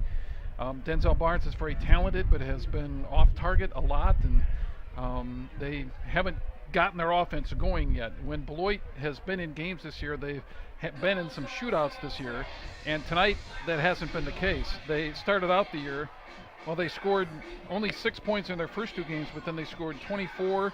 They scored in the 20s, and last week they scored 50, so they've been picking up the pace. But tonight, against really good competition in Madison La Follette, it's been an uphill climb again for them. But La Follette's looked very good. La Follette has looked good tonight. You know, wasn't quite sure what to expect from their offense. They're pretty balanced with the run and with the pass. Tonight has definitely been, I would say, run dominated. Khalil Kopa's having a great game. Saunders with the touchdown. Even some of the backups getting involved a little bit. But Jordan Carlson also a couple touchdowns today. Been throwing the ball pretty well. So again, you know, Coach Harris talked about their attack. He said it was going to be balanced, and I'd say it has been with probably a few more run yards than pass yards tonight. All right, you explain this to me now, Chris. Madison La Follette is in a 3-way tie for second place at 5-1 with Middleton and Madison Memorial, but yet they're 7th in the conference in passing, and they're 7th in rushing too. They're in the lower half of the conference offensively in both those categories. How do they do it? It's just a collective effort. I guess maybe that tells you they make the right place at the right time. Sometimes when you see that, you know,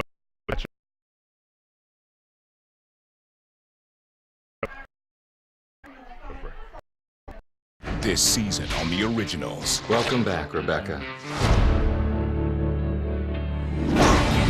Did I not warn you? I didn't think that I wanted this baby until I had to fight for it. How many times will Elijah forgive you? Don't be fooled, love. I'm the devil in disguise. The originals. New series, new night. This Tuesday at 8/7 Central on the CW. I came back to save the city. I failed. You have failed this city. But what doesn't kill me only makes me sharper. I think I'm gonna pray for you. Hood copycats. They don't have your restraints.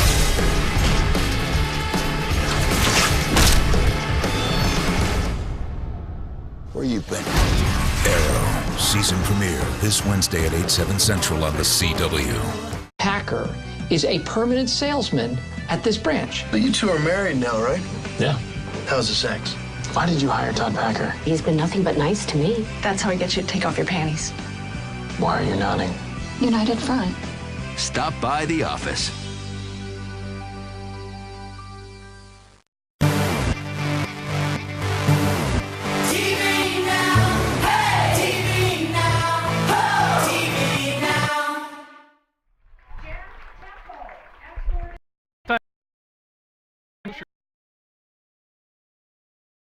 Warming up. Argument here in the booth.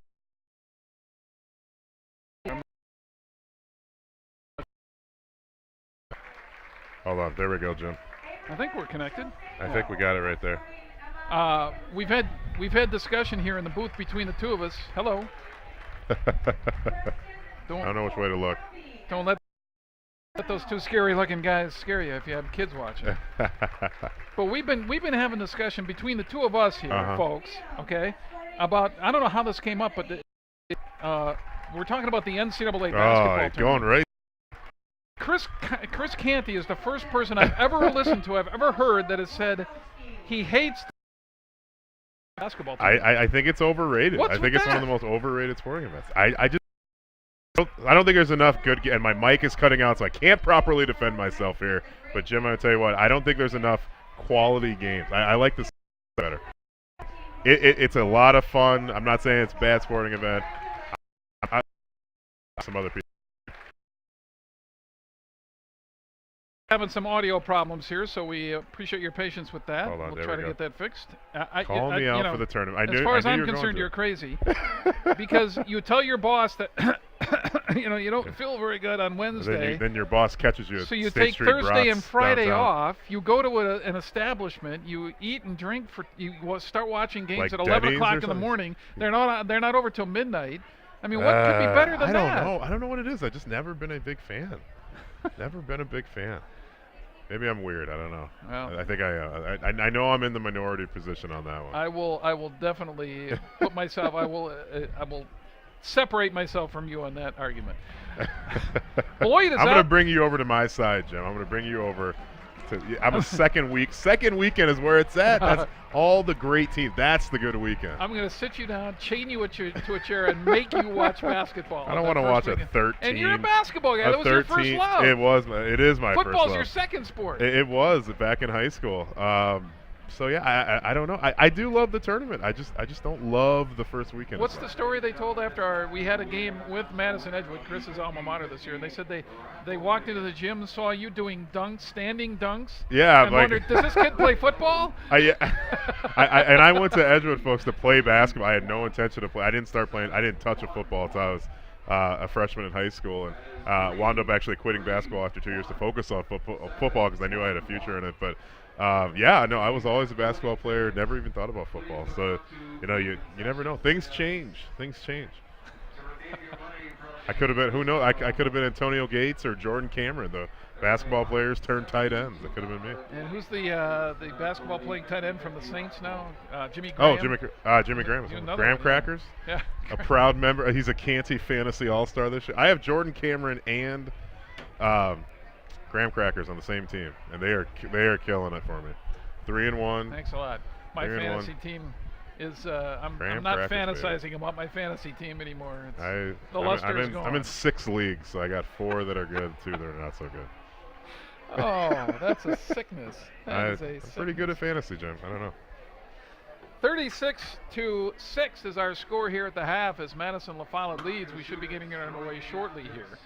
And we're not saying anything about fantasy. I'll be getting people. If you want to tweet me, it's at Chris Canty. Sunday morning fantasy questions. I'll be there and I'll answer them too. And you know me and Twitter. I'm on there all the time. I know you won't be tweeting me. I'll get the tweet on Thursday. I'm always Twittering. Who should I start in the Lions-Packer game on next Thursday? Do you have Aaron Rodgers on any of your teams? I couldn't get him. I didn't like Rodgers. I didn't like Rodgers this year. He was on my no-go list unless he slipped. Unless he slipped, I looked at my positions. He wasn't on my board. Your status is going down by the second. He wasn't on my board. He wasn't on my board. Doesn't like. I would have taken him, but I said everywhere I drafted, he wasn't available. Passed on Aaron Rodgers. I like Stafford this year. I got Stafford in 2 leagues. He's doing okay for me. Knock your head on a ceiling or something? I'll tell you who I missed on. Everyone missed on Peyton Manning, but he was slipping in some. Everyone missed on Reggie Bush too. Yeah, he's having a great season so far. Great season. So let's take a break before we have the kickoff of the second half. La Follette leads big. Second half upcoming on Madison CW.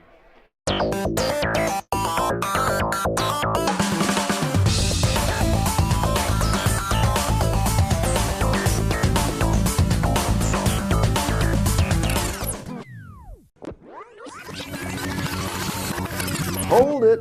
First, it all starts here.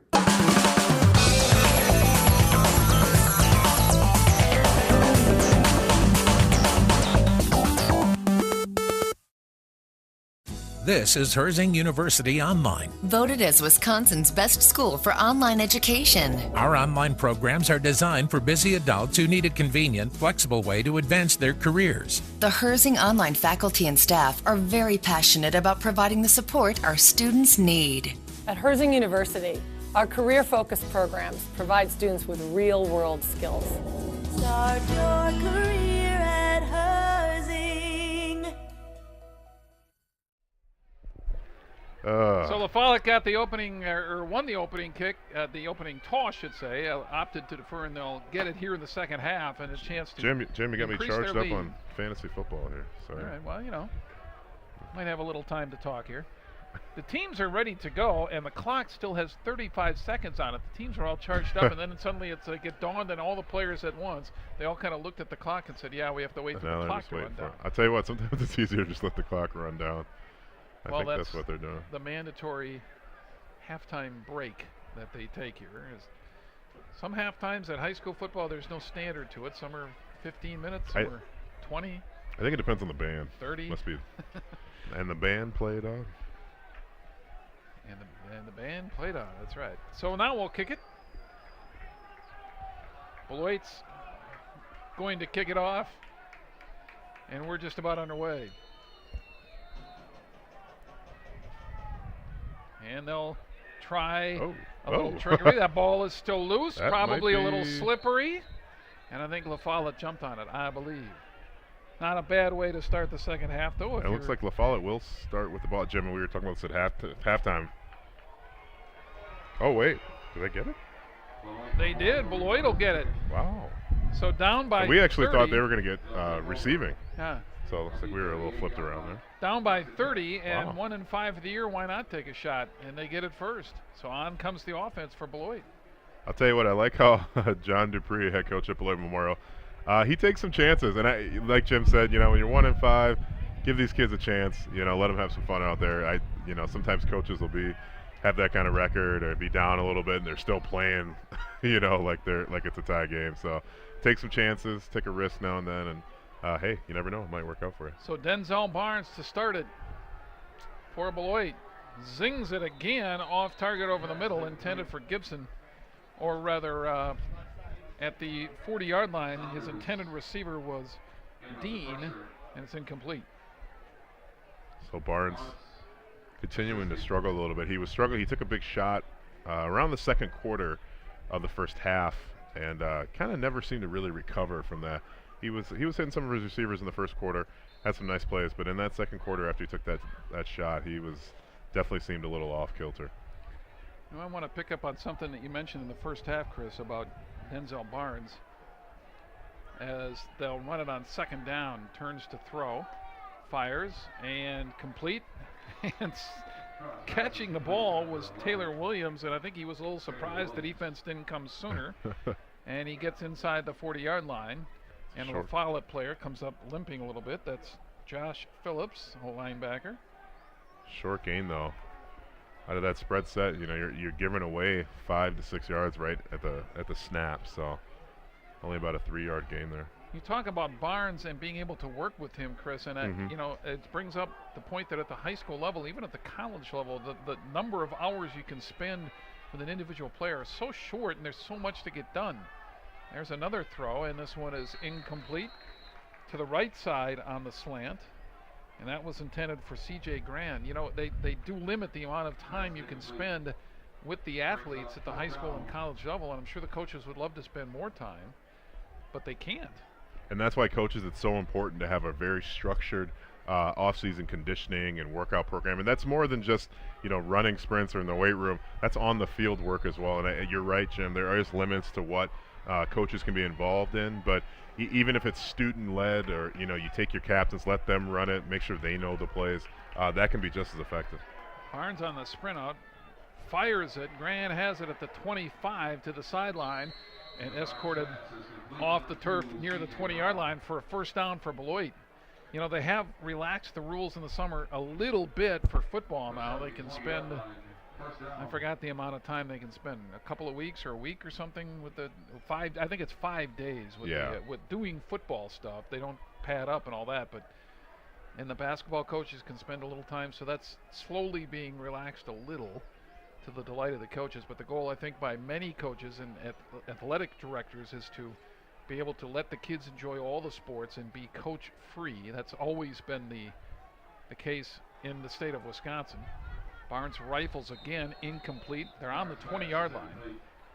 But I do think football, more so than really any other sport, is so much about timing, quarterback, receiver, whether it's offensive line. There's just so many little facets to football, so much more, at least in my opinion, versus a basketball or a baseball, things like that. And also it's harder to get work done. You can go anywhere and play basketball. It can be difficult to get time, on a football field, to get the guys together to get an effective practice. So it is a little more of a struggle for football sometimes. The coaches, the administrators have always wanted kids to be coach-free in the summer, or at least away from their high school coaches. There's a little flare-out. It's incomplete. That one might be a live ball. No, it's incomplete. And the theory being that they should be entitled to some time away from coaches and enjoy their summer. The kids, they can play their Legion baseball and obviously be coached and stuff there. But I think the coaches have always wanted more contact, Chris, to further the athletes. And I think they saw the state of Wisconsin falling behind a little bit in terms of producing athletes and getting the athletes to be the best that they can. And then when in the summertime, they want to be able to spend time with the kids, and the kids don't want to specialize. If they want to play 3 sports, they want to be able to enjoy baseball in the summer and not have to worry about football. It's a battle that's been going on for quite some time. Definitely, when you look at football, in the South, I have a lot of family in Florida, and I remember being down there. Here's a pass complete at the 10 and inside the 5. That's going to be a first down for Beloit, and that's Dean, who makes the catch, and Beloit's going to have it inside the 5 at the 4-yard line on the 16-yard gain, so they'll have it first and goal for a serve pro first down. Nice play there by Beloit. Beloit moving the ball a little bit here. They're saying this game's not over yet. Got some good life here as they start the half off right with a onside kick recovery. Let you get back to that story here in a minute after this play. Yeah, we'll catch up to it. We'll see if they can punch this in for a score. From the 4, going for their second score of the night. And their running back, Deion Sanders, couldn't hold back anymore. Fell forward. Sorry, I couldn't resist. I had to get one. I had to get one, Deion Sanders. I'm sorry. So when you were talking about the state of Florida. No, I have a lot of family down in Florida, in Jacksonville, one of the best schools in Jacksonville for football, Bulls. Had some cousins go there, and it was funny because they actually had spring practice, and they're so good. I actually thought it was a college team. I said, "Oh, what college is this?" And my cousin goes, "No, it's my high school." But so down south, they actually get spring ball, and it's padded. It's a totally different game down there, and you wonder why so much talent comes out of Florida, Texas, Bama. Those guys work extremely hard. It's a year-round thing. California, Ohio, all high school hotbeds. There's Barnes on the run, gets back inside the 10. It'll be second down and goal from there. Down by 30, they have to get it cranked up. They tried the onside kick to start it, and they recovered it. They're on the drive here, knocking on the door at the 8-yard line. As big as football is, and football's so popular in the state with the Packers, the Badgers, high school football, you think they might actually support, getting these kids a little more practice time, improving, Wisconsin football all around, because that only helps feed, some of our bigger programs in the state. Not only at D1, but even at the D3, D2 Forces level. Specialization, though, and Barnes to the end zone, and it's a touchdown for Beloit. I believe that was Gibson. Who has had a little dropsitis tonight, but he makes the catch there. And it's a touchdown for Beloit. We just talked Memorial. about Barnes and Gibson kind of getting on the same page. You see the little post route there. Quick post from Gibson. Nice catch, able to hang on to the ball. And see, that's what they can do when you hang on to the football. That was a nice drive. Nice drive there by Beloit Memorial. That's the kind of offense they have, but they just have to do it on a consistent basis. So way to come out in the half strong there for Denzel Barnes, Gibson, and company.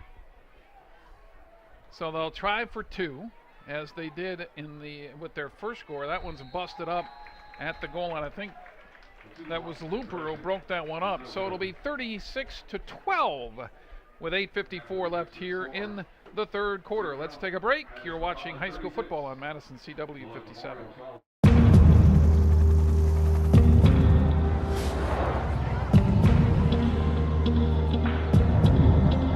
When you're ready, ServPro, how can we help? help gets there faster.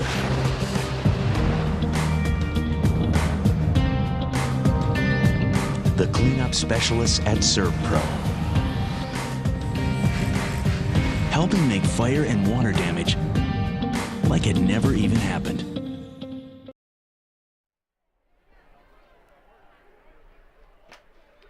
Here in the third quarter is now 36-12. A little under 9 minutes left, and Beloit will kick it off. And they went down, took advantage of that onside kick, Chris, and scored a touchdown. So good job by John Depew and company. Yeah, nice coaching there. Come on in the half strong. Monona State Bank, I'm sorry, Chris. Monona State Bank, competitive rates and experienced, trusted mortgage advisors make the entire mortgage process straightforward and hassle-free. Equal housing lender, Monona State Bank.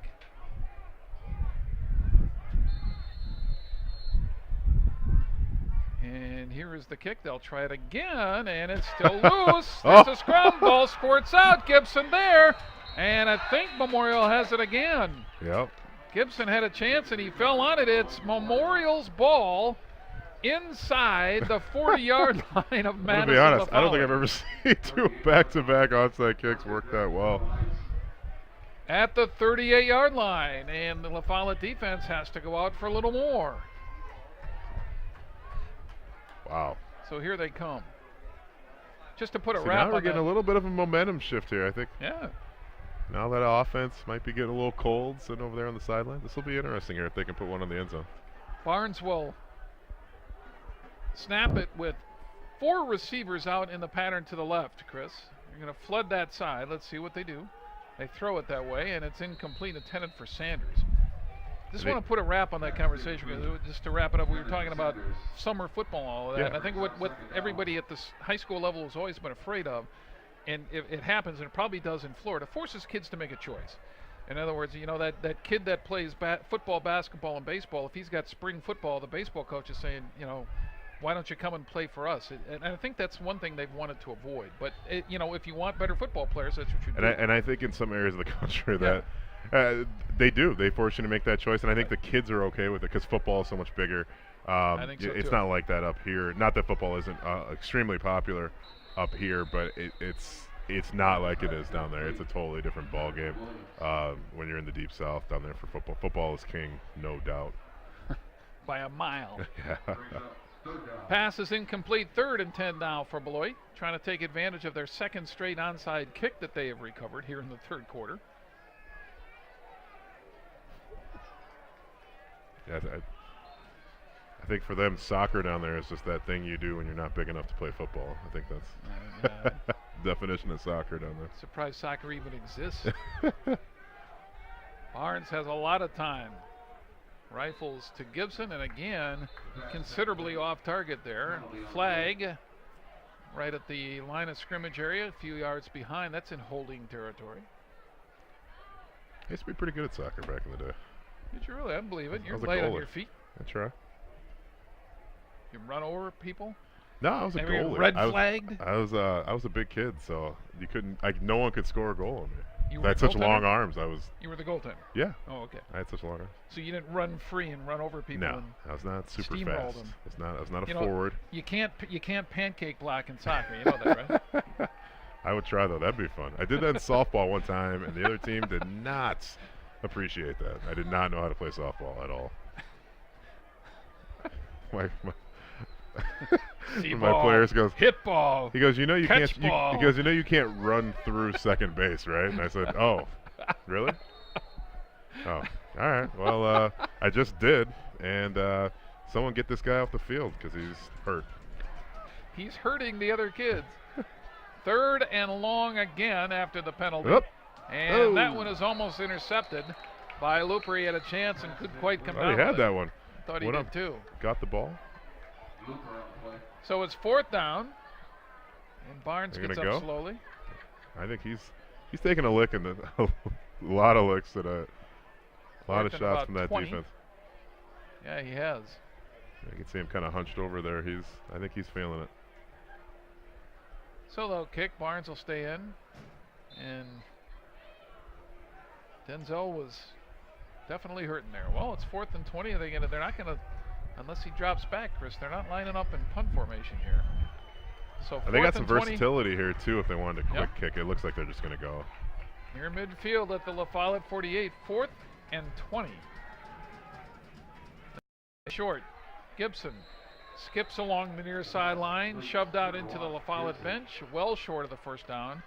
They get about 9, and they turn it over on downs, and La Follette will get it at their 40-yard line or thereabouts. Interesting play call there. I don't know if Coach John Dupree just wanted to get a few extra yards, going with the safe play, maybe hoping you can break one, or if he genuinely thought that was going to go for 20. That's a interesting play call there. So La Follette will take over at their 40, 1st and 10.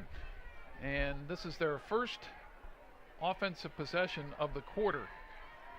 They lead by 24. They'll throw it quick. That's Mickelson to the right, and the play stops as the whistle blows before they can complete it. Uh-oh. Things getting a little chippy over there. Don't want to see that. You always got to be careful in this game. So you have a game where one team might have a little bit big of a lead, and sometimes players get frustrated. It can be frustration on both sides, and things can get chippy. So you got to kind of watch that right now.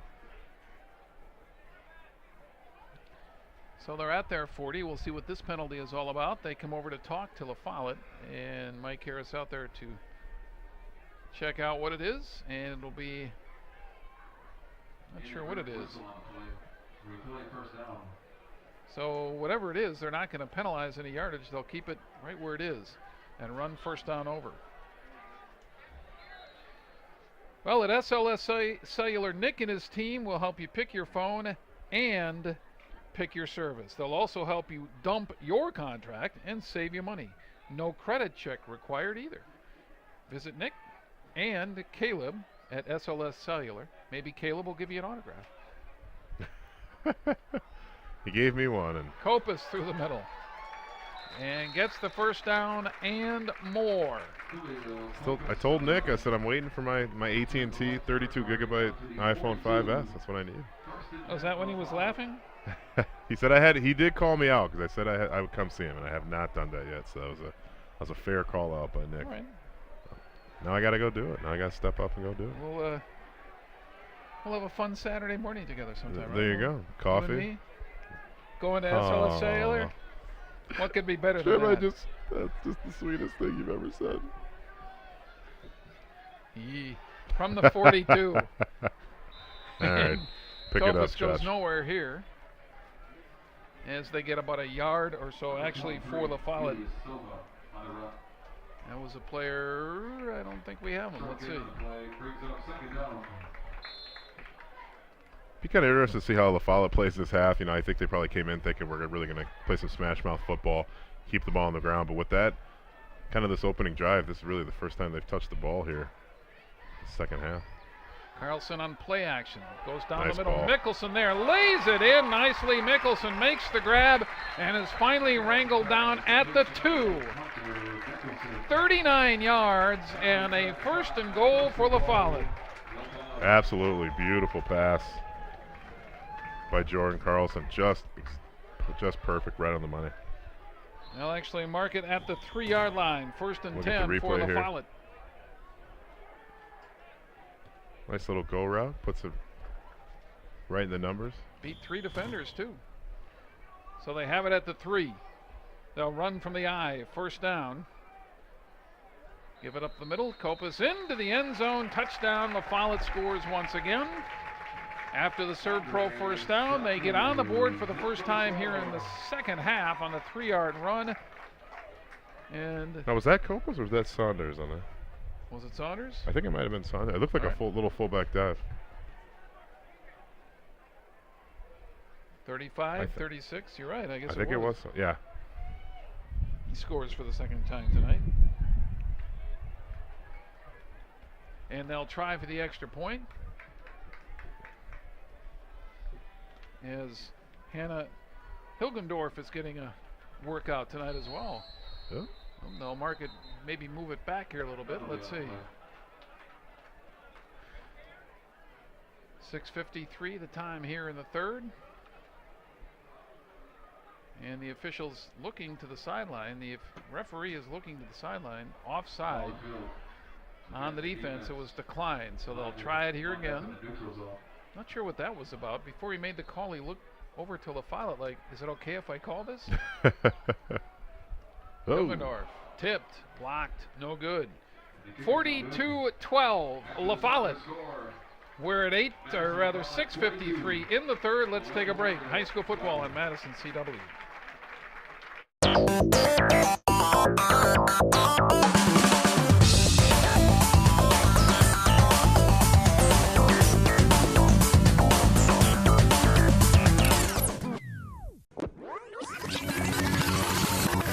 Hold it. First, it all starts here.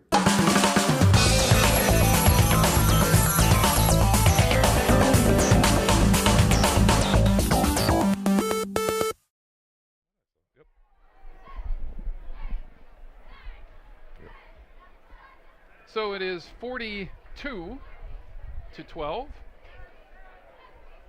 And this game, the pace of this game has slowed considerably here. I mean, we got to talk slower. We haven't played uniform lookalike tonight. We haven't. We have not done that. This might be similar to, what, Middleton? I'm going to think long and hard. I have one that I'm ready to go with for uniform lookalike. For LaFollette? No, for Beloit. Oh, I got one for Beloit. I think we're probably on the same one. I don't have LaFollette. That's going to take a while. I have one, but it would be obscure, and you would have no idea who I'm talking about. So. Do you love video games? Yes. Well, you can pursue a career in game art and animation at Madison Media Institute. Visit mediainstitute.edu. It all starts here.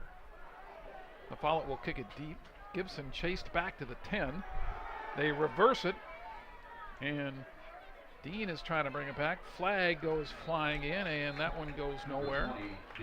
So they're tackled back inside the 15. We'll check the flag out as well. This crew is getting a little flag happy here in this game. We had that when we did our Monona Grove Edgewood game. We had definitely had a flag happy game for that one, but this is probably number 2 for the season. That official had to have surgery on his elbow after that. Tommy John. Threw so many flags. Are you thinking BYU for these Beloit? No. For Beloit? No. No. Okay. Kentucky? Is that? That's because it's more purple. No, we're going NFL or college, right? Sure. Why not? Let's get nuts. I don't know. For some reason, I'm looking and thinking Baltimore Colts, Indianapolis Colts. I was about to say, wow, old school. Yeah. I could see the Colts. I like that. Harder, though, for uniform lookalike for Madison LaFollette. That's a little more difficult. I was thinking Washington State. There you go. That's it. That's the obvious choice. And flags again all over the place. They complete the pass. Player is down for LaFollette. And they'll help him up. Flags all over the place on this one. Gonna get a quick SLS replay here. Can see Barnes, little fake read option there. Quick pass to the flat. They've been trying to work that flat all game, and it really has not been too successful. They've had a couple nice hitters here in the second half, but overall, it just, LaFollette's done a nice job really sniffing it out when they make those passes. Good pickup, by the way, on Washington State. That one eluded me foolishly. For LaFollette, that is Josh Phillips being escorted off the field there, as you saw. And fortunately, it looks like he's walking under his own power. Looks possibly a little woozy, though. It's a hold on Beloit. That'll push it back a little bit. Half the distance. Ball will be at about the 4, approximately. So they'll try it again.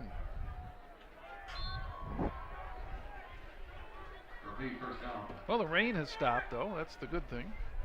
Didn't get a hard rain, but a light rain. Not that sideways rain. That was my best Forrest Gump. No? Or Bubba Gump. Stinging rain. There's a pass complete, and if they give him forward progress, they're going to be at about that was the a close 1. one. Yes. I haven't seen it too often where you complete a pass in the end zone. I don't think I ever have seen a safety on a forward pass, but that was pretty close. But they avoid it. They'll be at the 1. They were backed up here at the 4. I guess they're going to call it incomplete. Sorry. Oh, okay. So it's 2nd down. Yeah, that was dangerously close to a safety there. They were here earlier in the game, and Barnes not only took a big hit, but they also took a safety. There's not a lot of field to work with for Barnes. Oh. Get it out quickly. Pass again behind the receiver. Another flag, and if this is like college and pros, if that's a hold in the end zone, that would be a safety. Let's see what it is. It's a hold. It is declined, and so it'll be 2nd down. Interesting. Flag was in the end zone. So it's like LaFollette doesn't want to give him that extra down. So it'll be 3rd down from the 4.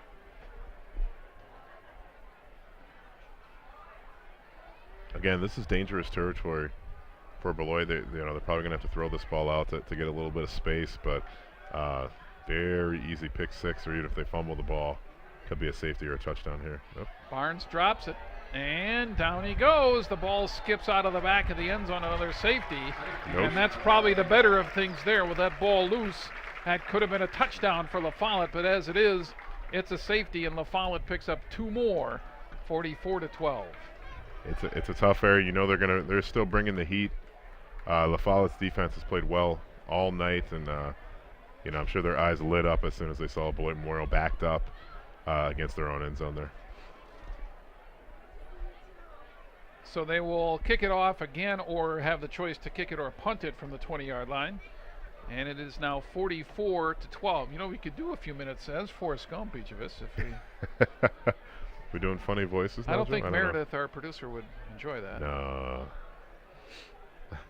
Serve Pro of Madison, when you need to get it done right and done fast. Call them at 221-1818 for all of your fire and water emergency restoration needs. Serve Pro of Madison, like it never even happened.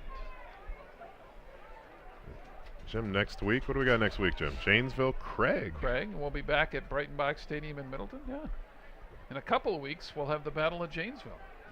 Janesville v. Janesville. Road trip for our crew. That could be dangerous. Uh-oh. Get the PB&Js ready. And that was a line drive kick off, and LaFollette makes sure that they fall on it very surely. That was C.J. Jackson who did that for the Lancers, and they take it over at their own 47-yard line. I've never actually been to Janesville's either Janesville football stadium, so this will be a I thought you were new going to say experience you've never for me. been to Janesville. I've been to Janesville. You haven't lived until you've been to Janesville.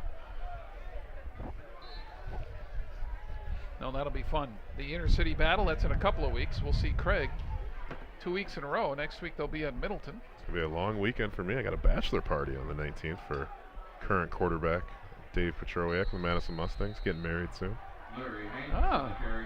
Big shout out She finally got him to pull the trigger on that, Dave huh? and Lisa. He'd probably be blushing right now a little bit if he found out. I just said that on the air. Petro, a quick trigger as a quarterback, but apparently not in the marriage proposal department. Congratulations to them.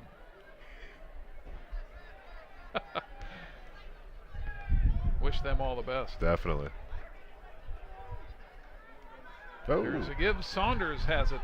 The fullback is bumbling and stumbling and rumbling, and he is inside the 15-yard line. Another good gain. There's been so many great offensive performances. Saunders with another nice inside run there. We may just have to give the player of the game to the offensive line. I'm tempted right now. I'm really tempted because the offensive performance is kind of getting balanced out here. 33 yards to the 14-yard line. LaFollette is that far away from scoring, and if they score again, Chris, remember the threshold for running clock is 35 points. That would do it. And Saunders, after that run, is now to the sideline and being stretched out with a bit of a cramp. Carlson has gone the distance as the quarterback. Kopus on the loose again, or who is that? Nope, that's their backup running back who was in the game just a little bit earlier today, Larry Haynes, who got the carry. He goes to the 5 for a gain of 9. The 5-minute mark of quarter number 3. So you're going to a bachelor party with a bunch of Mustangs. Get ready, Dells. Boy, oh boy. I don't think they're ready for it. That It's 2-day. I have to miss the night one. Alert the authorities. Here is the run again, and we're just gonna play some cards. He is pushing in toward the goal line as Haynes didn't quite get in.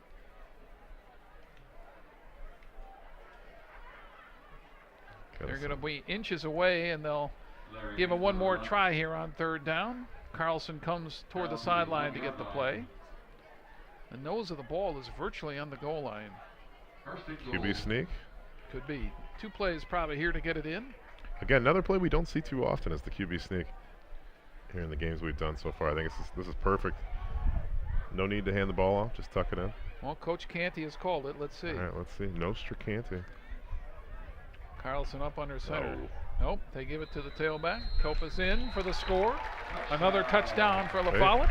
That was Haynes, I believe. Oh, Haynes with the score, beg your pardon. Just used to saying Khalil Kopus.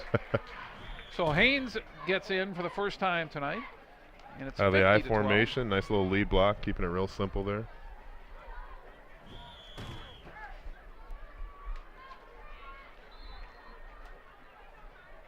So they'll attempt the extra point as Hilgendorf is on again.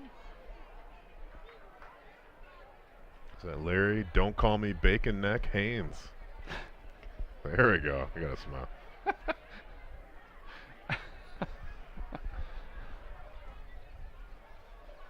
And Hilgendorf's extra point, that might have been tipped as well, or it was short. I don't know if it was tipped or not, if she just got underneath it a little bit too much.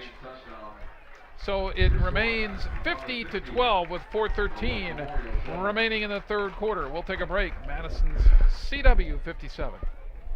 This is Herzing University Online. Voted as Wisconsin's best school for online education. Our online programs are designed for busy adults who need a convenient, flexible way to advance their careers. The Herzing online faculty and staff are very passionate about providing the support our students need.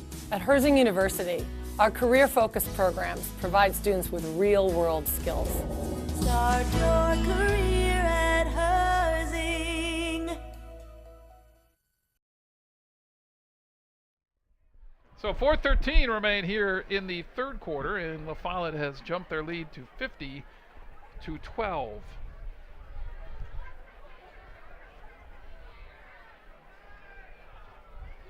And they'll kick it off once again. Stop by let's start that again. Take 2. Stop by Kaiser Ford Lincoln, where you get Kaiser's internet verified prices every day, proudly serving Dane County since 1925. That ball's still loose, and I think LaFollette got on it. They had a heck of a chance, and it'll be LaFollette's ball.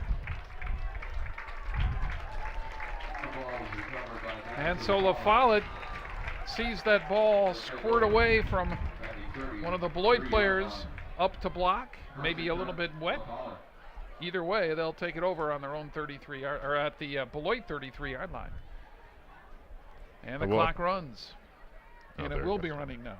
Okay. I was just curious. I didn't see the clock run. I wasn't sure when it actually starts to run here. There are certain instances where it will stop, but for the most part, after a 35-point lead is gained, the clock continues to run. Effort to help out the team that's behind a little bit. Carlson is still in at quarterback. And this is Haynes again, and he is running through open spaces and then taking tacklers with him. A little bit of everything there on that carry for him. And he gains 23 all the way down to the 10. Larry Haynes, a 5'8" senior here, getting some good carries as LaFollette looks to pull away against the Beloit Memorial team who gave a great effort tonight. Still just doesn't quite have the numbers, but they do have a lot of talent, a lot of heart tonight.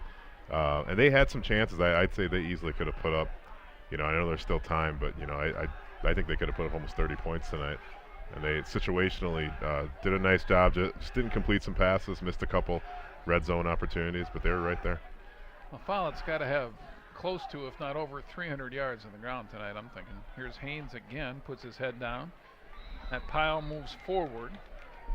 5 more to the 5, second down, and goal from there. And what they're getting a lot tonight, you're seeing La Follette get a lot of yards after contact. So, Beloit Memorial's coming up, wrapping up, but just not bringing down these backs, or they're sneaking out of tackles and getting an extra 5, 6, 7 yards.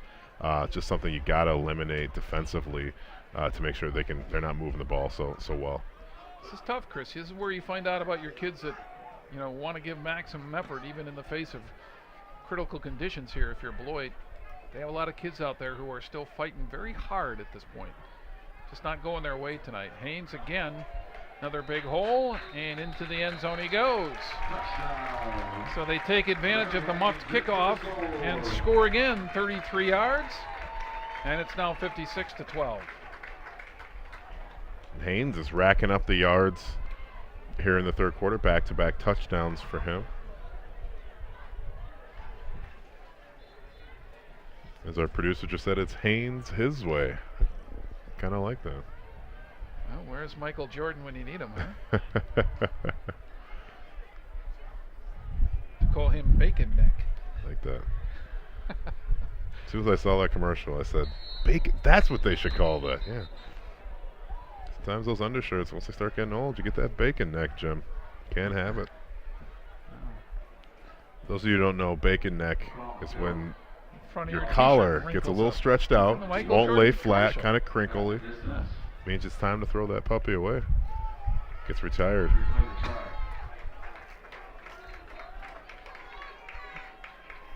Hilgendorf will attempt the extra point for La Follette. Now I want some breakfast. I don't know. What about you, Jim? All this talk about bacon, Jim. Clock at 2:03 here in the third. Hilgendorf approaches, and the kick is up, and it is through. Strong right leg of the La Follette kicker. 57-12. Let's take a break. This is high school football on Madison CW.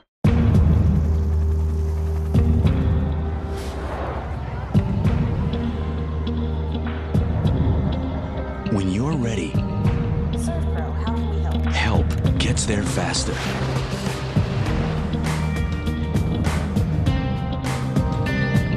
The cleanup specialists at ServPro, helping make fire and water damage like it never even happened.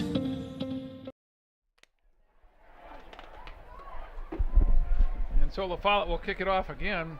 And I think it's true, Chris. This is the time, for as much as La Follette's having a good time tonight, Beloit is not. But you find out about your kids in this kind of game, don't you? You really do. I mean, this is definitely a tough game to play. I think Beloit Memorial kind of came in knowing this is going to be a very difficult game, with La Follette being 5-1 and kind of at the top tier of this league in 2013. So they knew it was going to be tough, and they've played, like I said, they've played hard. They've had their opportunities, and that's really all you can ask for. And just personnel-wise, sometimes you just line up and you just don't have as good of people as the guys across from you. And these kids are playing their heart. Just don't quite have the personnel. Despite that 5-1 record, which will be 6-1, Chris, after tonight, the Lancers have not gotten any love statewide anyway. In both of the state rankings this week, they're nowhere to be found. In the coaches poll, Sun Prairie at 6-0 coming in is #1 in the state, ahead of Arrowhead. In the AP or media poll, they have only 3 divisions. In the coaches poll, they have 7, but in the media poll, Sun Prairie is 3rd in the large school division. Homestead, Kimberly, and Sun Prairie. Arrowhead is 4th. And I actually got a chance to attend La Follette is not ranked anywhere. The championship game. I had a personal friend whose son was starting for Sun Prairie's defense, and got a chance to see that game. And I'll tell you what, Arrowhead was one of the best high school football teams I've ever seen. They were just absolutely on it that day. Extremely well coached, very precise, just a really good football team. Ooh, and Barnes takes a huge hit. Ball sails between 2 receivers, and Barnes took a lick after he delivered that football. And he gets up slowly. He's And hurt, but he's tired. I got to give, he's taken a lot of shots tonight. I got to give him some credit for really standing in the pocket. A lot of times you see quarterbacks when they know that they may not have the protection, they start moving, they start getting out of the pocket, and then that can mess up your entire offense and where the routes are run and just what passes you can actually make. But to his credit, he's really stood in there, taken those shots, and tried to do his best to hit his open receivers. Second down from the 35-yard line. Taking it there after that kick went out of bounds. Ball is complete. Gibson for a short gain along the near side of about 3 yards perhaps. And you know, Chris, we're both impressed by La Follette. Obviously, they'll move to 6-1, and I see a football team here in the Lancers that they'll give anybody that they're matched up against a real hard time in the playoffs. That they could, they could do some damage in the playoffs. This is a well-balanced football team, both offensively and defensively, and that's the kind of team that you need if you talk about going far into the playoffs. And that's why I still kind of like Memorial to kind of maybe pull away of all the teams that are sitting at that 5-1 mark. Ooh. And Barnes was crushed again after that, and 2 flags went down after that incomplete pass, and Barnes is still down. He's getting up slowly, and they may have delivered a hit a little bit late there. Let's see. 30 seconds left in the quarter, and we'll get the call from the official. That is a late hit to the head, and La Follette guilty of that one. So that'll give Beloit a first down. They had a 3rd and 8 coming up, and they'll move it all the way into La Follette territory here at the 47-yard line. And again, Barnes walking a little slower after each possession. And Still what these coaches may want to do is look at some more these quick hitting plays, some of those slants. I know he struggled throwing that slant a little bit, but even keep it in that 10 to 15-yard range. They're trying to go deep, and whenever they do that, that's when he takes the shots. Right now, their offensive line is just not giving him the protection that he needs to throw 20, 30 yards downfield. So they really need to keep an eye on that, or maybe even set him back a little farther in the shotgun. They'll run it with Sanders for nothing, and that will just about take care of the third quarter. It will. So we'll take a break.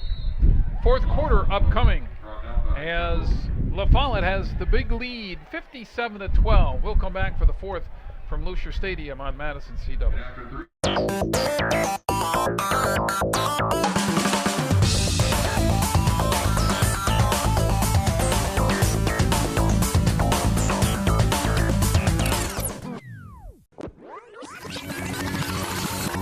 Hold on a second. First, it all starts here.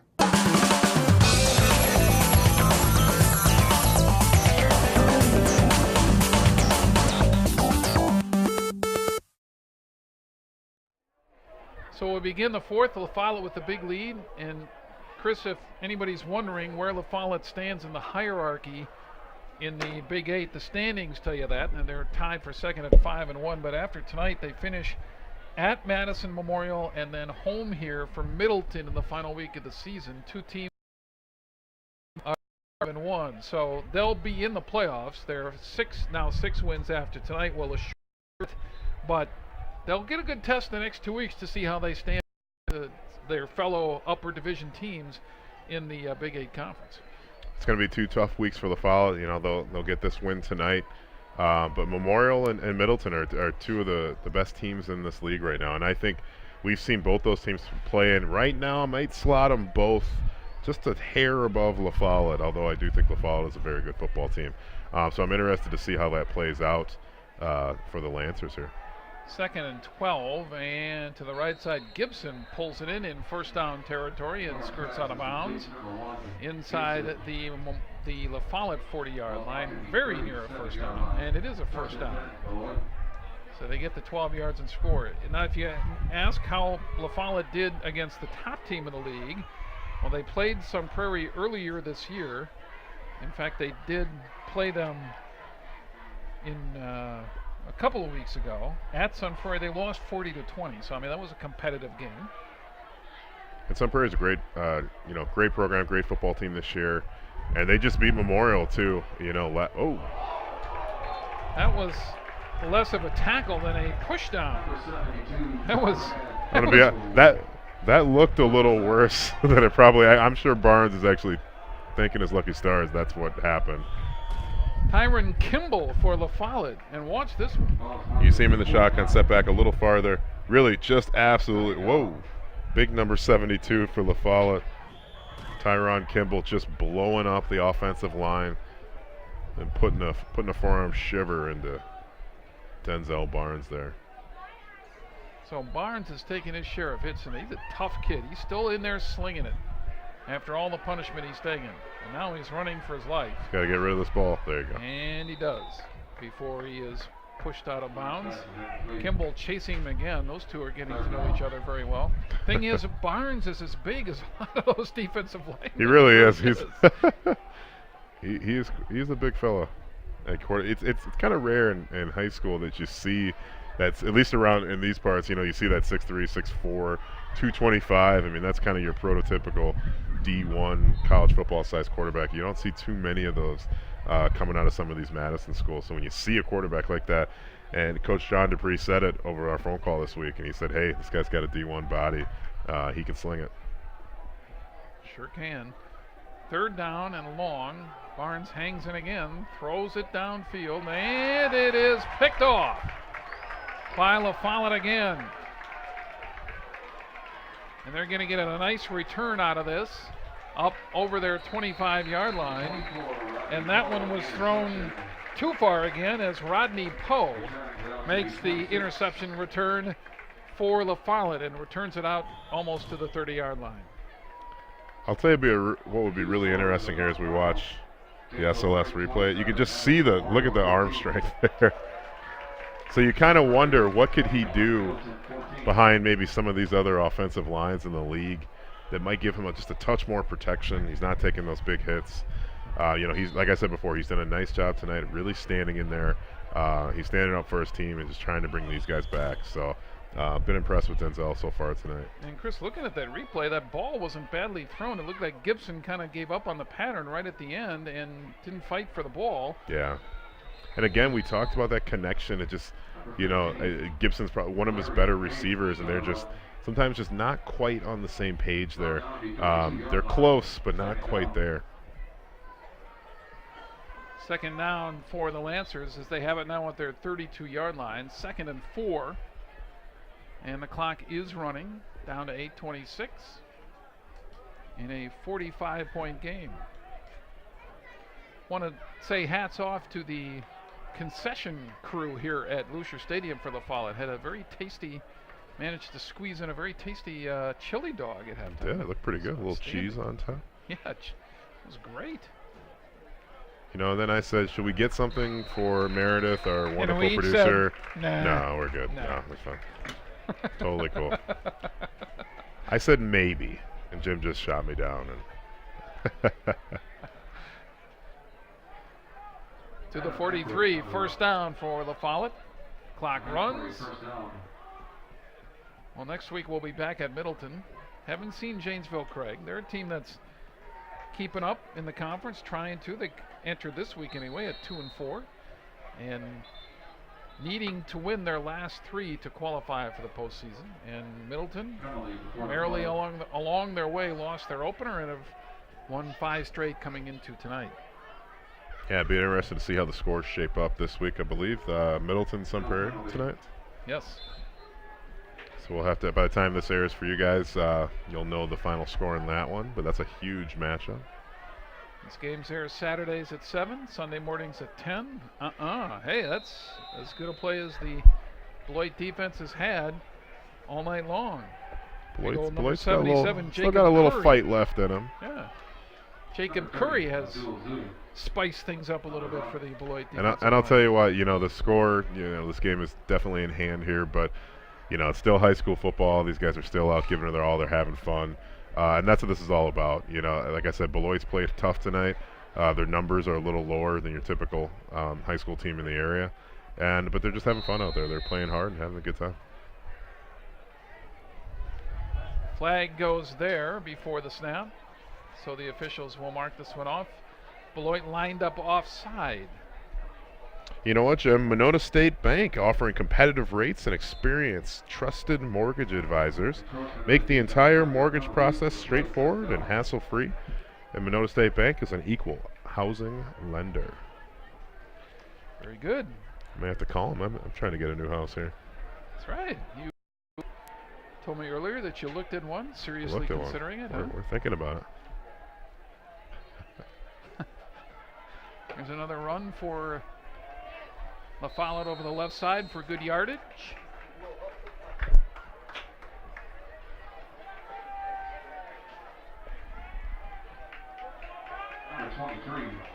And they get it up over their 46-yard line. For La Follette, number 23, who is not on their roster, gets the carry. Always fun. Third down, about 2 for the Lancers. New quarterback in there as well.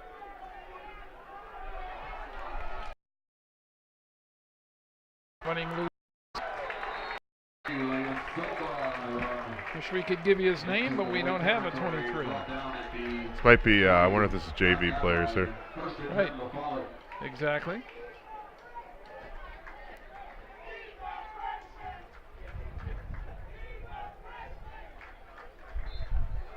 So the clock runs. La Follette driving inside the 30-yard line at the 29.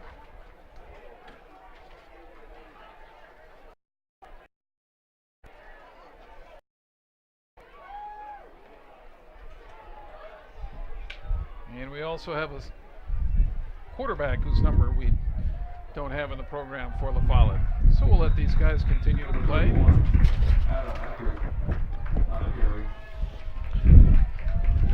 As Chris furiously tries to pick up paper that is blown away. It's a mess in here. I'll tell you what's not a mess, though. SLS Cellular. Because at SLS Cellular, Nick and his team will help you pick your phone, pick your service. They will also help you dump your contract and save you some money. No credit check required. So the clock winds down under 4 minutes. La Follette continues to drive. If I get a chance here, Chris, I'll break away and try to see who these kids are so we can give you the right name. Can you take it for a couple seconds? You want Sure, to call? why You want not? to call? You want to switch roles here for a second? Come on, you I can don't do know. it. I don't know. I'm nervous, Jim. Put me on the spot. You know I'm a prepper. Tell us a story, Uncle Chris.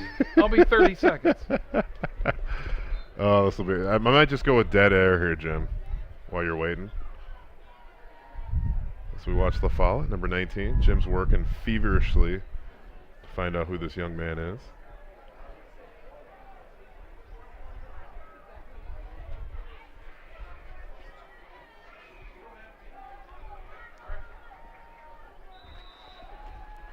Drop back for number 19, hands off. Looks like Abdul Zui. Haven't seen that name tonight. Nice little run. Which one is he now? Number 30.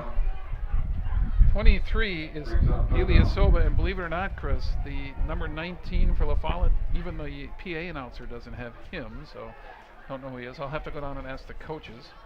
I want to do that. I don't think we have time for that run, Jim. Yeah.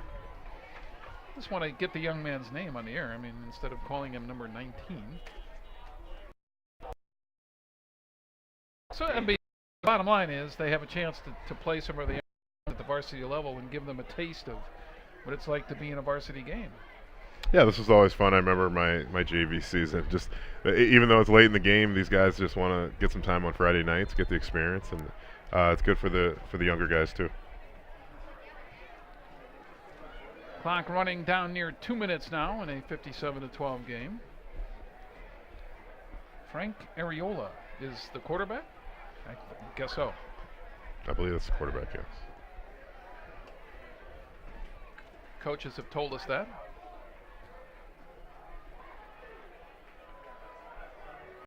And La Follette.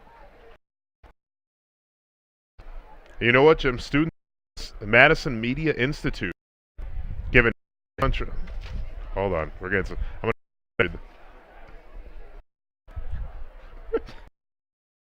gonna have you do it. My mic's. Students at Madison Media Institute are given a hands-on training from Grammy and Emmy award-winning faculty. Visit EDU. It all starts here. Beloit Memorial will take over. So with a minute left and the clock running, Beloit will take over. And Denzel Barnes, if he is back in there, we'll see if take him out. We'll have a final chance to sling it a few times here. They're going to come out and huddle up. And the clock is running here with 50 seconds. Still have our player of the game, Jim. That's right.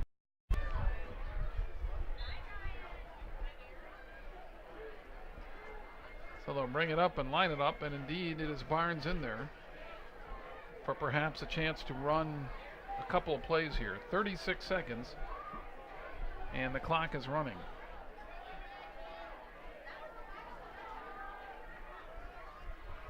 Barnes over the middle, and it is incomplete. Clock will keep on running, and that might be it unless they get one more play off here. I got a little surprise for the player of the game, Joe. We'll have to talk at the break. Right, that's I gladly will something follow a little your lead different. on that. And under 10, and it looks like Beloit is ready to concede, and this one has come to an end.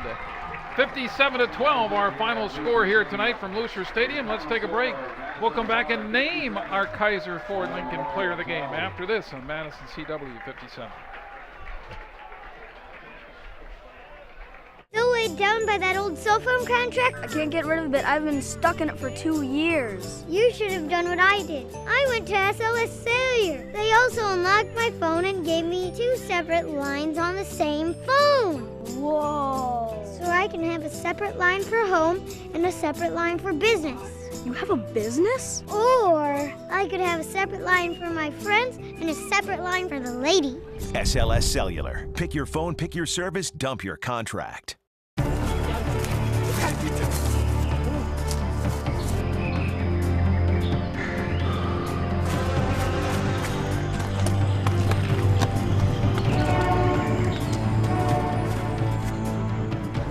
I made it! Love action? Then you're going to love the new independent film program at Madison Media Institute. Dude, you could have just driven here. It's your action, it's your film, it's your call. 57-12, La Follette gets to win, and as you might be able to see as we pad back here, the La Follette team will now assemble on the sideline in front of the cheer squad. They line up in a single file line here on the sideline, and a salute to their fellow students and to the fans as well. This is a nice gesture here by the La Follette. Yes, I like team. that. Show some love to the fans. Absolutely, to their fellow students, to the crowd that's here after a hard-fought win tonight, 57-12. Well, Chris, it is time to name our Kaiser Ford Lincoln Player of the Game. All right. Tonight's Kaiser Ford Player of the Game is... You know, I've wanted to do this. I thought we'd do it at least once. Its rushing performance was just incredible, so I want to show some love to the entire La Follette offensive line. That's our player of the game. The La Follette offensive line, just as a unit. So we're just going to go with La Follette offensive line. There was a lot of great performances tonight. Khalil Kopis, Saunders had, I think, 2 or 3 even. Haynes had a couple. Don't call me Bacon Neck Haynes had 2. So really just a great overall job. We want to show some love to the big guys up front. So again, we're going to go with La Follette O-line. Unofficially, Kopis, Saunders, and Haynes each had 2 touchdown runs, and they had 3 touchdown passes as well. So yeah, absolutely. The Madison La Follette offensive line, congratulations to them. The Kaiser Ford Lincoln players of the game tonight. Remember, a Kaiser buyer is a wise They're going to have to find a way to share 1 plaque, though. Can't give them 5 plaques. So it's very good for La Follette, Chris. They win it big. They move to 6-1, and like I said, for them, no worse than a tie for second place, but you know, bigger games are coming up for them in the next couple of weeks. Definitely. And we're going to have a good one next week. We'll be back at Middleton. Eager to see the Cardinals again. Don't know as we speak right now the outcome of their game against Sun Prairie tonight, but they could very well be tied for the lead. At the very least, one of the good teams in this conference against an eager James knock them off. And I think we know that every game in the Big 8 is always a challenge, and Janesville Craig's going to be looking forward to coming in and facing Middleton at their home place. And that's a tough place to play for any road team, so it should be a fun one. I know the Middleton fans will be a little charged up. and should be a good one. Looking forward to it. Thanks to everybody here from Madison La Follette for their help getting us ready for the broadcast tonight, and thanks again to our crew, the best crew in the business. Most they definitely work hard for us, and we appreciate that. We'll see you next week for more high school football on Madison CW 57. And remember, these games are presented Saturday nights at 7 and Sunday mornings at 10 o'clock. Thanks to all our great sponsors. And